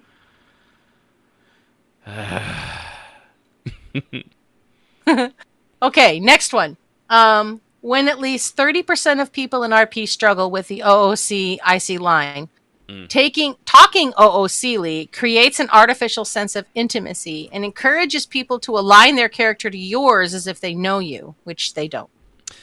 And there is a certain amount. That's how we all got to know. Is talking out of character. We didn't get to know each other this well by only talking in character. Yes, but it happened. I think slowly, and we got to know each other a long time before, and it just kind of oozed into a friendship. I don't think any of us thought we would ever be friends because we didn't know each other. Yeah, I mean, I'm sorry, Jazz. Voice chat changed everything. Yes, brought us all together, I think. Well, I mean, the first time I roleplayed with Jazz, I was pretty sure I refused her sexual advances in character. I was pretty sure I was never going to talk to her again. You beat the cougar off? Oh my goodness, dude. Well, I mean, Badge achievement. No one told Baka no. Yeah, I know. I'm just trolling. That was their first interaction, or one of their first like one-on-one interactions, and she started hitting on him and was trying to mac on him, and he's like, "Yeah, no." And I honestly, out of character, I thought, well, and I let her know, I was like, it's just not something I'm into. I don't do that, and I was like, well, that's probably the last I'll ever see this person. And surprised, she actually was like more intrigued by that than the fact that I didn't try to bone her right then and there. See, now you were a challenge, though, bro. That's what that was. Well, Sealy, I was impressed because he actually wanted the role play, and most people don't. Right. So there you go. That was a draw. Yeah, and Sealy, I thought she was just gonna be like, well, I didn't get my cybers. I'm gonna go somewhere else to get my cybers. Turns out, right. I've had people in ESO start macking on Cial. And she's flirting with them, and they're flirting with her, and they're like, let's go somewhere. And I send them a tell, and I'm like, okay, before we do this, I want you to understand that while Cial is a very sexual character, I do not ERP. Never mind. And they just literally walk away. They don't say anything. They just walk the fuck away and start flirting with some other chick. It's hilarious. Here's your sign. That's all they wanted. I bought you all them drinks at the bar, and you're not going to give me a blowy? Exactly. I mean, that's basically what they're doing, right? Yeah, that's exactly what they're doing. You're kind of a dick. So that segues into less than 15% of role players desire anything deeper than sexual content and self-gratification of their tune. This means that OOC connection will automatically create issues from the get-go. And I stand by this. See, if it was just sexual contact, I would disagree with you, but the fact that you put self-gratification, because that actually doesn't have to just be sexual, just their character looking awesome all the time and always being the winner, I will have a much harder time disagreeing with that caveat in there. I'd have a much harder time. In all of my years of role-playing, I have probably only, and all of you are in the 15% because I only encourage long-term and of course all of our amazing listeners because they're fantastic and are just like us. They are glorious people. They're good. I do not know them though. Anyway, the 15% of the role players out there are the ones who are, and there's another 15% that do ERP and do enjoy ERP, but also look for role play and are serious role players. Right. But I'm not saying that those people aren't good role players. I'm just saying that only 15% of role players are looking for anything other than sexual content. There's a very small percentage of people who don't ERP, who don't look for it, don't want it, and do not encourage it, and fade to black if they do. Mm-hmm. Kishmas was one of the first young men his age that I had bumped into in a long time, who, while his character was still sexual, he did not ERP, just like you. Yeah. And that was important because it was the role play that was important, and was what drew me to him. More about the story than because the story was more important than knocking boots for 45 minutes while somebody types "oh baby, oh baby." It was really, I just want the role play. Likes the other stuff is second connection. It's not. It's the second thing. It's not the first thing. Yeah. And I really like that. Yeah, and it is definitely a hard thing to find, especially in the. And I honestly think that's why a lot of people don't RP anymore. But I think they've walked away because there's no. It's hard. You have to be extremely. I think that I'll be honest. I've had a hard time with roleplay the last, this whole year, and I think part of it is I've lost my patience for waiting around for the good stuff, so I just don't. And see, I don't mind wading through crap to find gold. I have done it from the get-go, and I'm kind of, because I have this very pragmatic look, where I'm like, it's only going to be 15% of the people I meet. 15 out of 100 people that I interact with are actually looking for solid roleplay, and 30% are only looking for roleplay. Yeah, 30% of them, while they meet RP, too many times, and I can't do they that still anymore. want roleplay. Yeah. Huh? I've gotten pink eye too many times. I'm just not willing to anymore. So that brings to the next point, which is constant OOC connection and lack of sleep. Lack of sleep. Well, that's not wrong. Lack of sleep also does it, yes. There was lack of sleep for years. Let's try again. Constant OOC connection and lack of deep, meaningful RP creates an entire population of half-hearted trolls who RP for 10 minutes, troll for 10 minutes, and then wander off to do something OOC. They have no issue staying OOC or using, Yeah, I saw you put smiley faces and stuff in roleplay. Little emoticon things in their roleplay. Yeah, they don't take it seriously. They're just like, dude, chill out. It's just roleplay. And they don't understand that for some of us, it's theater and it's fun and it's a hobby. Right. Just like making an airplane or whatever. It's a hobby, and I take it seriously. Yeah, there's a certain level of seriousness you have to have, and there's taking it too seriously and not letting anything happen. Well, yes, which destroys the fun. Yes, being a Nazi isn't good either. Right. But but you do have to have a certain level of of seriousness about it. Otherwise, it just turns into what was that when I was in Servants of the Tribunal. One of the former members who supposedly was a great role player, but every time I saw him, he was just a jackass. I don't even remember his name now, but everyone was role playing down in their little kitchen basement area, and he's fucking around out of character basically, and like laying across the back of the couch. They were all laying on it, and it's like, dude, we're role playing here. We don't need to be trolled by. We get trolled by them bad enough. We don't need to be trolled by other role players. Like, quit, guys, just having fun. It's like, yeah, well, nobody else was with you, so step off or don't. And you just wandered off. It's the same damn thing. He was done with role play, so now it was, and I saw other people do that as well. Yes. They role play. There is their role play's done, people that do and that. then they'll just fuck around OOC around you while you're still carrying on. Just because they're done with it, everyone else has to be too. In Final Fantasy, that was really bad. And there's a lot of it in ESO as well, where people, one of our guild leaders, for crying out loud, in one of the guilds I was in, turned into a werewolf with a bunch of his friends and trolled all the role players and did spells and everything else while everybody else was trying to role play. And then he got really pissed at me because I was like, dude, you're the freaking guild leader. Yeah. Stop it. Lead by example. We get trolled enough by the trolls. We don't need to be trolled by role players. That I've been kind of like Ashen, where I'm either ready for roleplay or I just don't care. Mm-hmm. And when you deal with the people of which he mentioned, you get pink eye from because you get impatient because it's always the same stupid drama. Yeah. And you're like, I don't even care. I have made comments in the past of talking to Jazz. So how's the derp show rolling? Mm-hmm. Unknowing that Jazz takes it so seriously, she thinks I'm insulting all the roleplay. I'm like, no, not you, Jazz. Yeah. Just the people I don't want to see. Just the ones She's like, that are well, doing clarify that because she got upset. I did not mean to upset her, but that can happen if you're so invested and someone says an offhanded comment, you might take it personal. Right, yeah. No, because to me, this is my connection. This is my theater. This is what I do to relax. But sometimes you get so burned out, I think you see the same train wrecks, and you're like, oh, that car's going to go there, that gas station's going to set on fire, tree's going to explode. Right. Okay. You same time tomorrow, guys. Even Kishmas to some degree.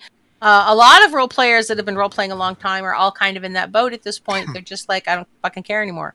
And there's a lot of role players who have walked away because of this half-hearted BS, and they just don't want to deal with the cyber whores and the drama queens, and they're just tired. There's that. Yes, you get tired of it. I think 76 has rejuvenated my roleplay spirit a bit.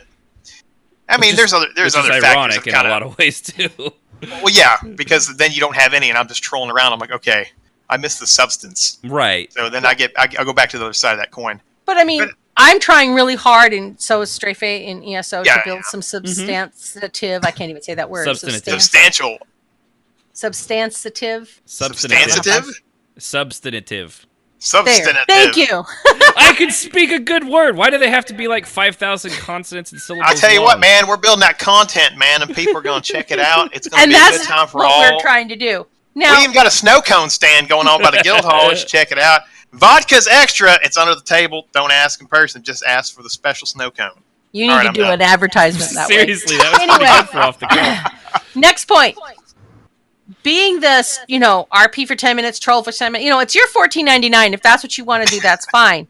But don't turn around and then try to have serious RP with me, because I'm not going to include you. Right. Because I don't want to deal with that. I don't want to have a serious thing going on and then have you bouncing around in the background acting like a doofus because you're bored. I will tell you to leave, or I will boot you from the instance. Guaranteed to get Jazz on your case. Start jumping around the house like a bunny and flipping out. That's true. You will end up guild banned and or worse. That's great. What was it? Please do it for my entertainment. No, wait, don't do that. Don't the 2 weeks ago when I first brought my character, or second time maybe, I brought my character over in Star Wars to talk to you guys on the fleet, and some dude walked up, and I funny enough, I had already had him on mute just from hearing his stuff around there, and as soon as he walked up, Jess was like, yeah, he's already on mute. I'm like, hey, yeah, me too. I don't even know what the guy did, but apparently everybody, I think he's one of those characters. I don't remember his name, obviously. And he had a roleplay name, and I have watched him actually roleplay on occasion. But the fact that he jumps around like a troll 70% of the time means he's on automatic ignore, and I will not talk to him. Yeah, he walked up to the table, and I don't think a single person responded to whatever he might have. He was on block, so I didn't see what. Yeah, he was on ignore for me, so I didn't hear anything that he said. But everybody wisely didn't even address him, and he eventually walked off. Self-fulfilling prophecy. So, it's their $14.99. They can spend it however they want. I totally agree with that. But it's the death knell of serious, deep, meaningful RP with more than a select group of people. And that's how come I avoid OOC. But I do want to add that if you aren't careful, you become a very small insular group of scripted RPers who don't let anyone new in. And maybe that troll, and I have met a couple people that I thought were trolls. Cough, strafe, cough. Oh, yeah? Yeah, Gourmand, when I first met him, I thought he was a troll. Well, I was a troll, darling. To be fair, he was an actual troll. Okay, the race troll. I thought you were trolling our peers. But I very quickly, and I didn't know it was strafe. Because in EQ2, you don't know accounts. So I had no idea it was the same character I'd been role-playing with forever. And he was great. And my husband played a character, and I forget what he was called. Not Death Note. I don't know. He had a really funny troll name. But he would sing. He was a bard, and he would sing. And people thought he was a troll. Well, he was a race troll, but they thought he was just trolling our peers. Right. He wasn't. So, and there was a Tonga,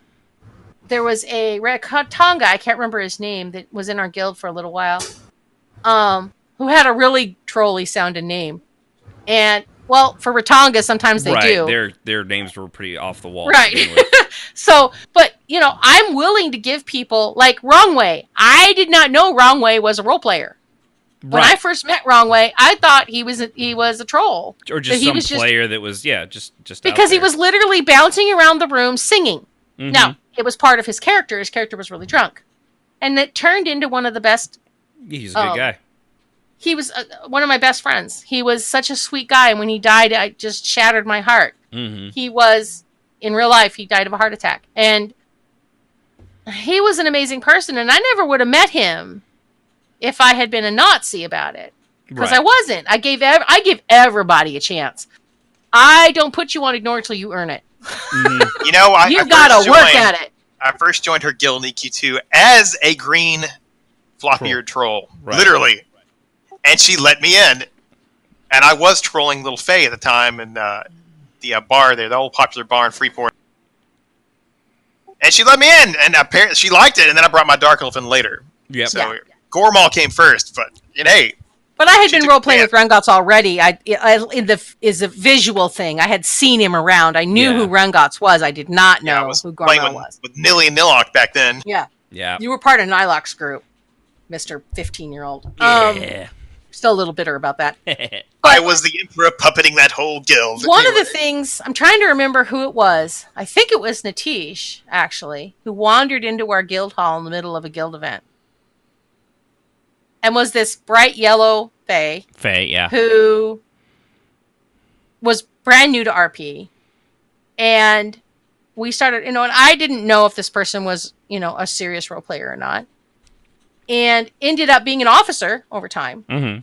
But if we had just not allowed strangers to come into our guild hall, if we had not allowed people to just kind of wander in sometimes, and she stood at the front of the guild hall screaming at the dragon, wanting a kiss or something like that. I remember it was hilarious.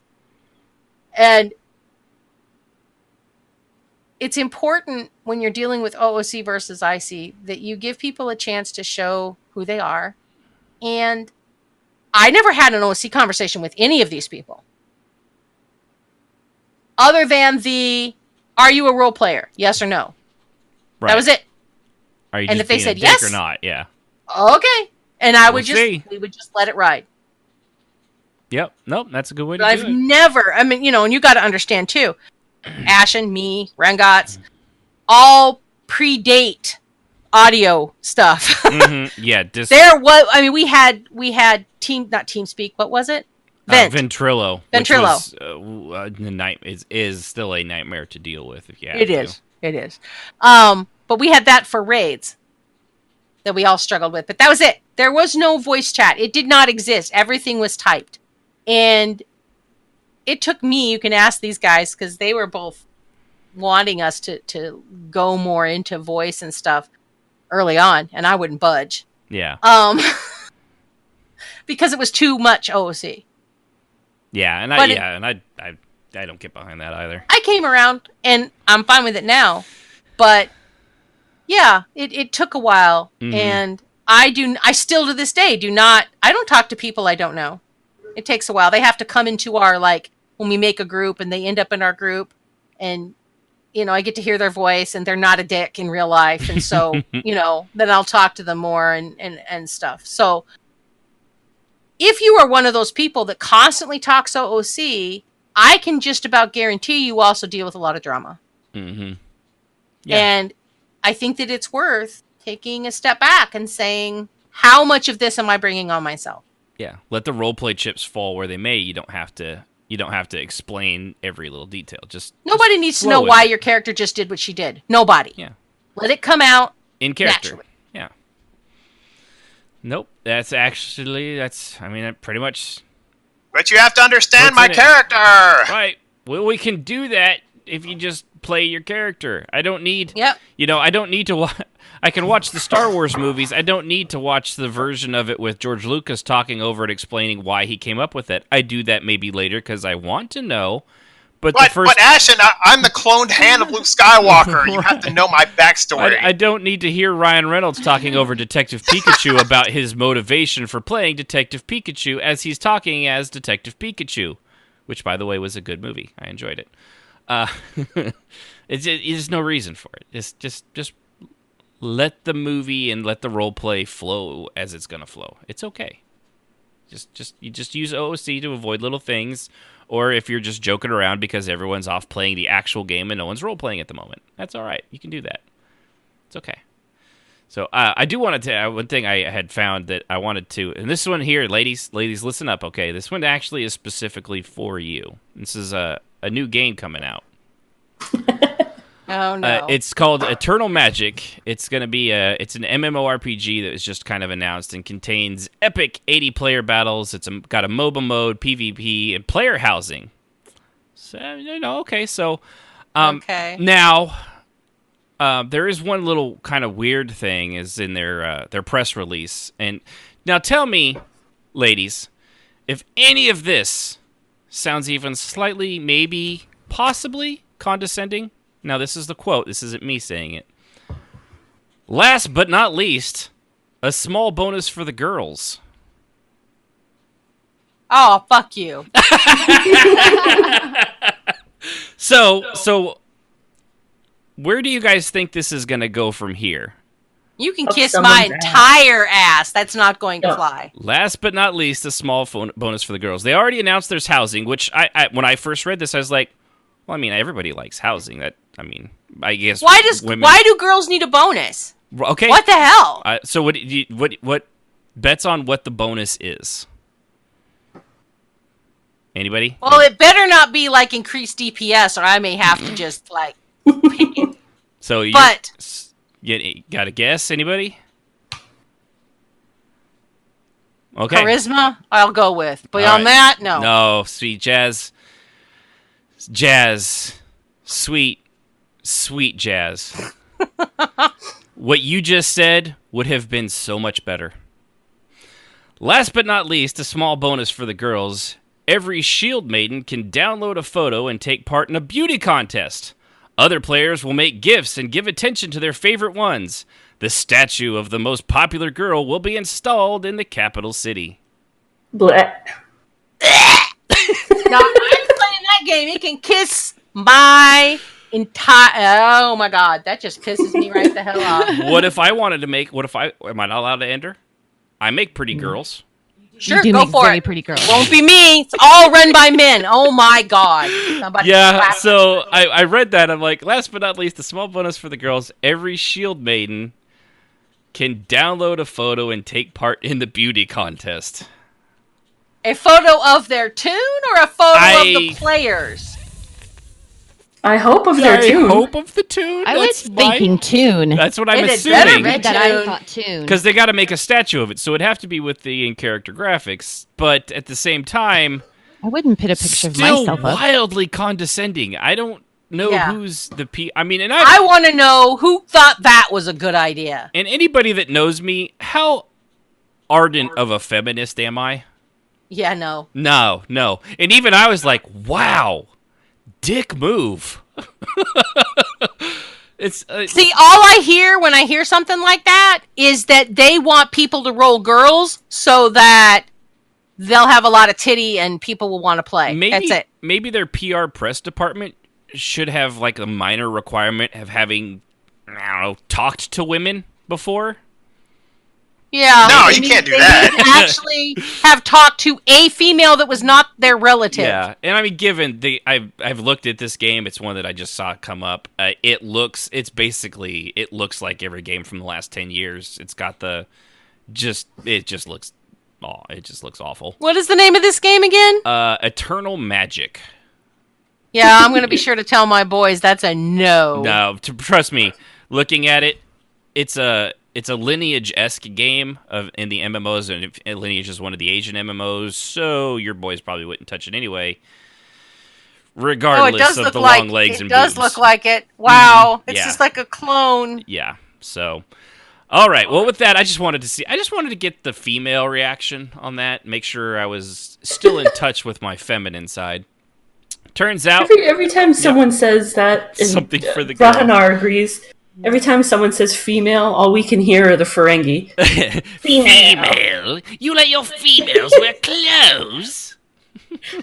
Every time. Yeah, I always had a very visceral reaction to Ferengi. I just wanted to stab them. But at least they were honest. You know, they were honest. I'll give them that. They were a great concept for a race of, completely chauvinistic, big-eared. And I love how their lobes were their dicks, basically. Yeah. Such a great concept. Actually, their balls, I think, would be a more apropos I don't know. comparison. I don't give it too much of a thought on that one. But, because they still claim to have phallic symbols. Right. Yeah, they still have that, but they're very sensitive. Yeah. Very sensitive. All right, so... this last bit here, it's just real quick. I don't know if anybody here, if you've not seen Game of Thrones and you don't want to be spoiled, you can go. But I know most of you either watched it, like me and Sib, or you didn't. Don't care. Right, or you don't care. I'm so far behind. I don't even care anymore, man. At this point, yeah. And I know everybody says, it's the journey, not the destination. Yeah, well, the destination probably shouldn't be a fiery pit of badly written crap. When a series is doing really well for like 6 or 7 seasons, and the pacing is nice and slow and methodical, and the company is willing to spend more money to stretch it out another 20 episodes instead of compacting it into 6, and you completely rewrite all your characters, which would have been possible. For example, Daenerys, we always knew she was kind of on the crazy side. It runs in her family, but she went from a crazy of 2 to an 11 just because somebody killed one of her dragons and her best friend and a couple other little things. And then suddenly she went from the savior of... She had liberated people from slavery across the sea, and she had strung them up and, for miles around to prove how bad slavery was, and she was a person of the people. And then she wanted the people that she was going to at the landing and wanted them to surrender and rise up against Cersei. And she had an out. If they ring the bells, the people have spoken and they are going to overthrow her and they'll open the gate. So if you hear those, don't kill them, don't attack. So she hears the bells. She got exactly what she wanted. So now let's burn women and children and hundreds of thousands of people without going to the actual queen and her castle, which I can see off in the distance because it's about a half mile off the ground. Mere collateral damage, sir. Mere collateral damage. Not to mention you're using your dragon to burn innocent men, women, and children in the city for about an hour of the show. There's plenty of time to be like, oh, no, I've made a terrible mistake and come to my... No. Arya, badass, little girl, assassin, changed faces of the dead, killed the night guy. She basically runs around like a peasant the entire time, having absolutely no idea what the fuck is going on, and doesn't do anything for the rest of it. Basically, the entire ending of Game of Thrones was written by a really bad role player. Like, they had a really good story, and it was really complicated and intricate, and then, like, they had to go, so they just kind of, like, okay, so, real quick, I'm gonna wrap this up. I got a hot date. This happens. Roll events, roll initiative, go. Right, roll initiative. We got an hour to wrap this shit up. By the way, okay, so my character, it was like we have those characters like, oh wow, it's a really intricate and interesting character, and then like they have a bad day at work, or their cat, not that this happened to anybody in our family, poops on their chest in the middle of the night. Our daughter. Totally uncool. Yeah, our daughter had that happen to her boyfriend in the middle of the night. Cat pooped on his chest. So you wake up. The cat was like, "You did not belong here, sir." But you wake up in a bad mood. So you're interesting and a very complicated character. Suddenly you're like, I just want them to be a bad person today. So they go from being interesting and complicated to two-dimensional wall-leaning assassin that has to tell everybody they're a two-dimensional wall-leaning assassin. Roll credits. It was so bad. I loved the show. It was really good. And I'll be honest, the books are hot garbage after the second one. Couldn't get through them, even in audio form. Having someone read the books to me, I couldn't get through them. They're boring. They're very boring. Oh, me too. I'm glad I'm not the only one. Oh, no. It was so bad. And the show at least made it interesting. Yeah, they did it, but if the twists and turns that came about, people are justifying it left and right, and not a lot of people, about 50% of people were completely disappointed like I was, according to the little headline I saw. And you could have justified that if you had stretched out the change in your character. Changing a character is fantastic. Like, for example, Jaime Lannister, who fucked his sister in the first episode and was deeply in love with her, and that was all that, and he had slowly had a redemption arc where he realized how toxic the two of them were together, and they were terrible people, and that she was a monster and had to be stopped. So what does she do? He makes it with another lady he's actually fallen deeply in love with, and the day before the attack, he leaves and goes to his sister and says he didn't want to be with anyone else but her, and now they're going to die and be buried alive under bricks. Completely undoing 8 seasons of his character growing. So I didn't watch the show, like, at all. Mm-hmm. But I did read a synopsis of the last episode. Mm-hmm. And I couldn't help but think, like, what was there, like 8 seasons, you said? Yeah, it ended on 8 seasons, which was really more like 7.5 because they didn't even give the last season a full 10 episodes. Okay, well, so 7 seasons of, this fantastic thing. Mm-hmm. And then reading the synopsis and how it ended, I was like, I would have been pissed. It was vaguely disappointing. Like, having invested so much time and energy and love into this story, and then having it just... Because to me, just reading the synopsis, it seems like it was very abruptly ended. It really was. Like, they didn't want to do it anymore, so they're like, we're just gonna wrap this up, because I got a birthday party in like an hour. It was just so disappointing, and I get it. Oh, it's a stupid TV show. It is a stupid TV show, and it's a stupid book series. But everything we enjoy in life is also stupid. Enjoying sports is a stupid sports. You can say the same thing. It's stupid sports. I like books. It's a stupid book. I like golfing. Well, golfing's just awful all around. I like soccer. I'd actually rather be golfing. It's maybe a stupid sport, but when that music comes on, da-da-da, da-da-da, da-da-da, da-da-da, for some reason you get super pumped. Right, because if that's what you're into. And it's just because you don't enjoy it doesn't mean other people aren't passionate about it, unless it's soccer, in which case it's awful. I don't care what the rest of the world says. It's boring. So it was just disappointing and really for no reason, because the HBO was totally like, yeah, see that pile of money? That's yours. You can do with what you can make more of this. And it's gonna be great. So there was no reason to do what they did, honestly, that I'm aware of. Did you see the cover of Entertainment Weekly today? Yeah, where the Daenerys or Amelia stands behind Daenerys's fate or something. I can't remember. Right. Well, and I could have had they stretched out why she had come to that fate with a lot more episodes. So that's the thing. Everything could have made sense. It was one of those things where they rushed it so quickly that you skipped critical turning points and twists and turns that the characters would have needed to take to get to that point. And when bad storytelling. It was as Deadpool said, that's just lazy writing, and that's all it really came down to. It was just lazy writing. So, but it really was. It went from just an amazing story arc to somebody's badly written D&D campaign. It was it was like running. Here's a better for other nerds out there. It was like having a D&D campaign that lasted 9 years, and then suddenly the guy that was running it was going to have to move out of town here in like a month. So your 9 year the D&D campaign that still had probably another 2 years to complete got finished in about a month. Mm-hmm. That's basically what happened to all of Game of Thrones, and it's very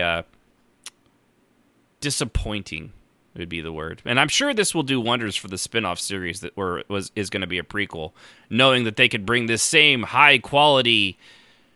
Yeah, if they knew there was going to be a sequel, why would they flush it the way that they don't know.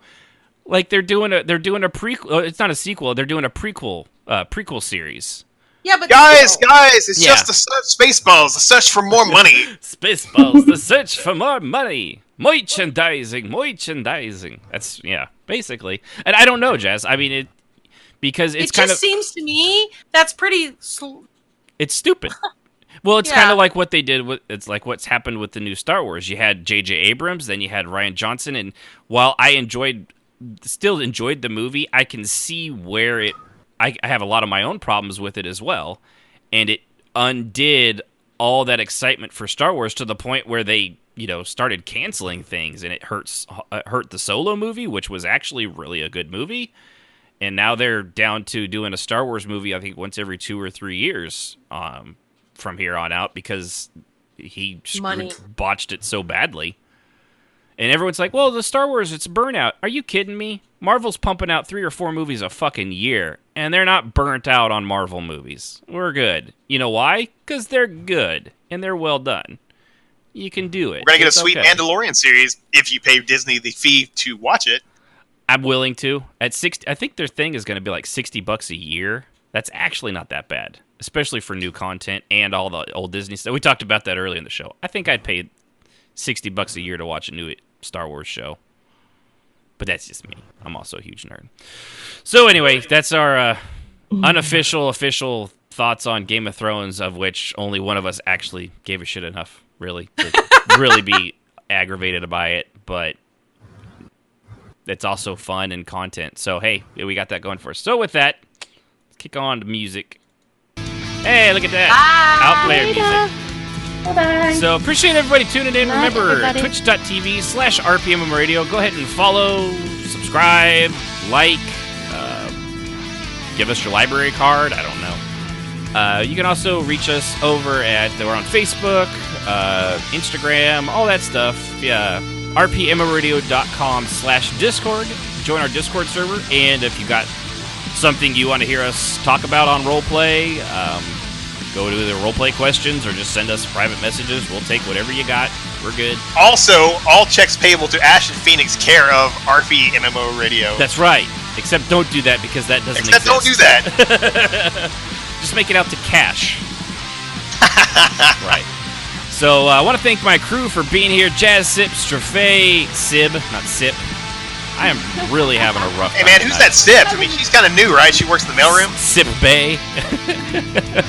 So Jazz, Sib, Strafay, and Yunfei, thanks everybody for tuning in. I, of course, am Ashen Phoenix, and tune in next week when we'll go over why halflings should always ask for permission to do anything because they're gross and they'll get their little jam hand sausage figures all over your stuff and it will be sticky.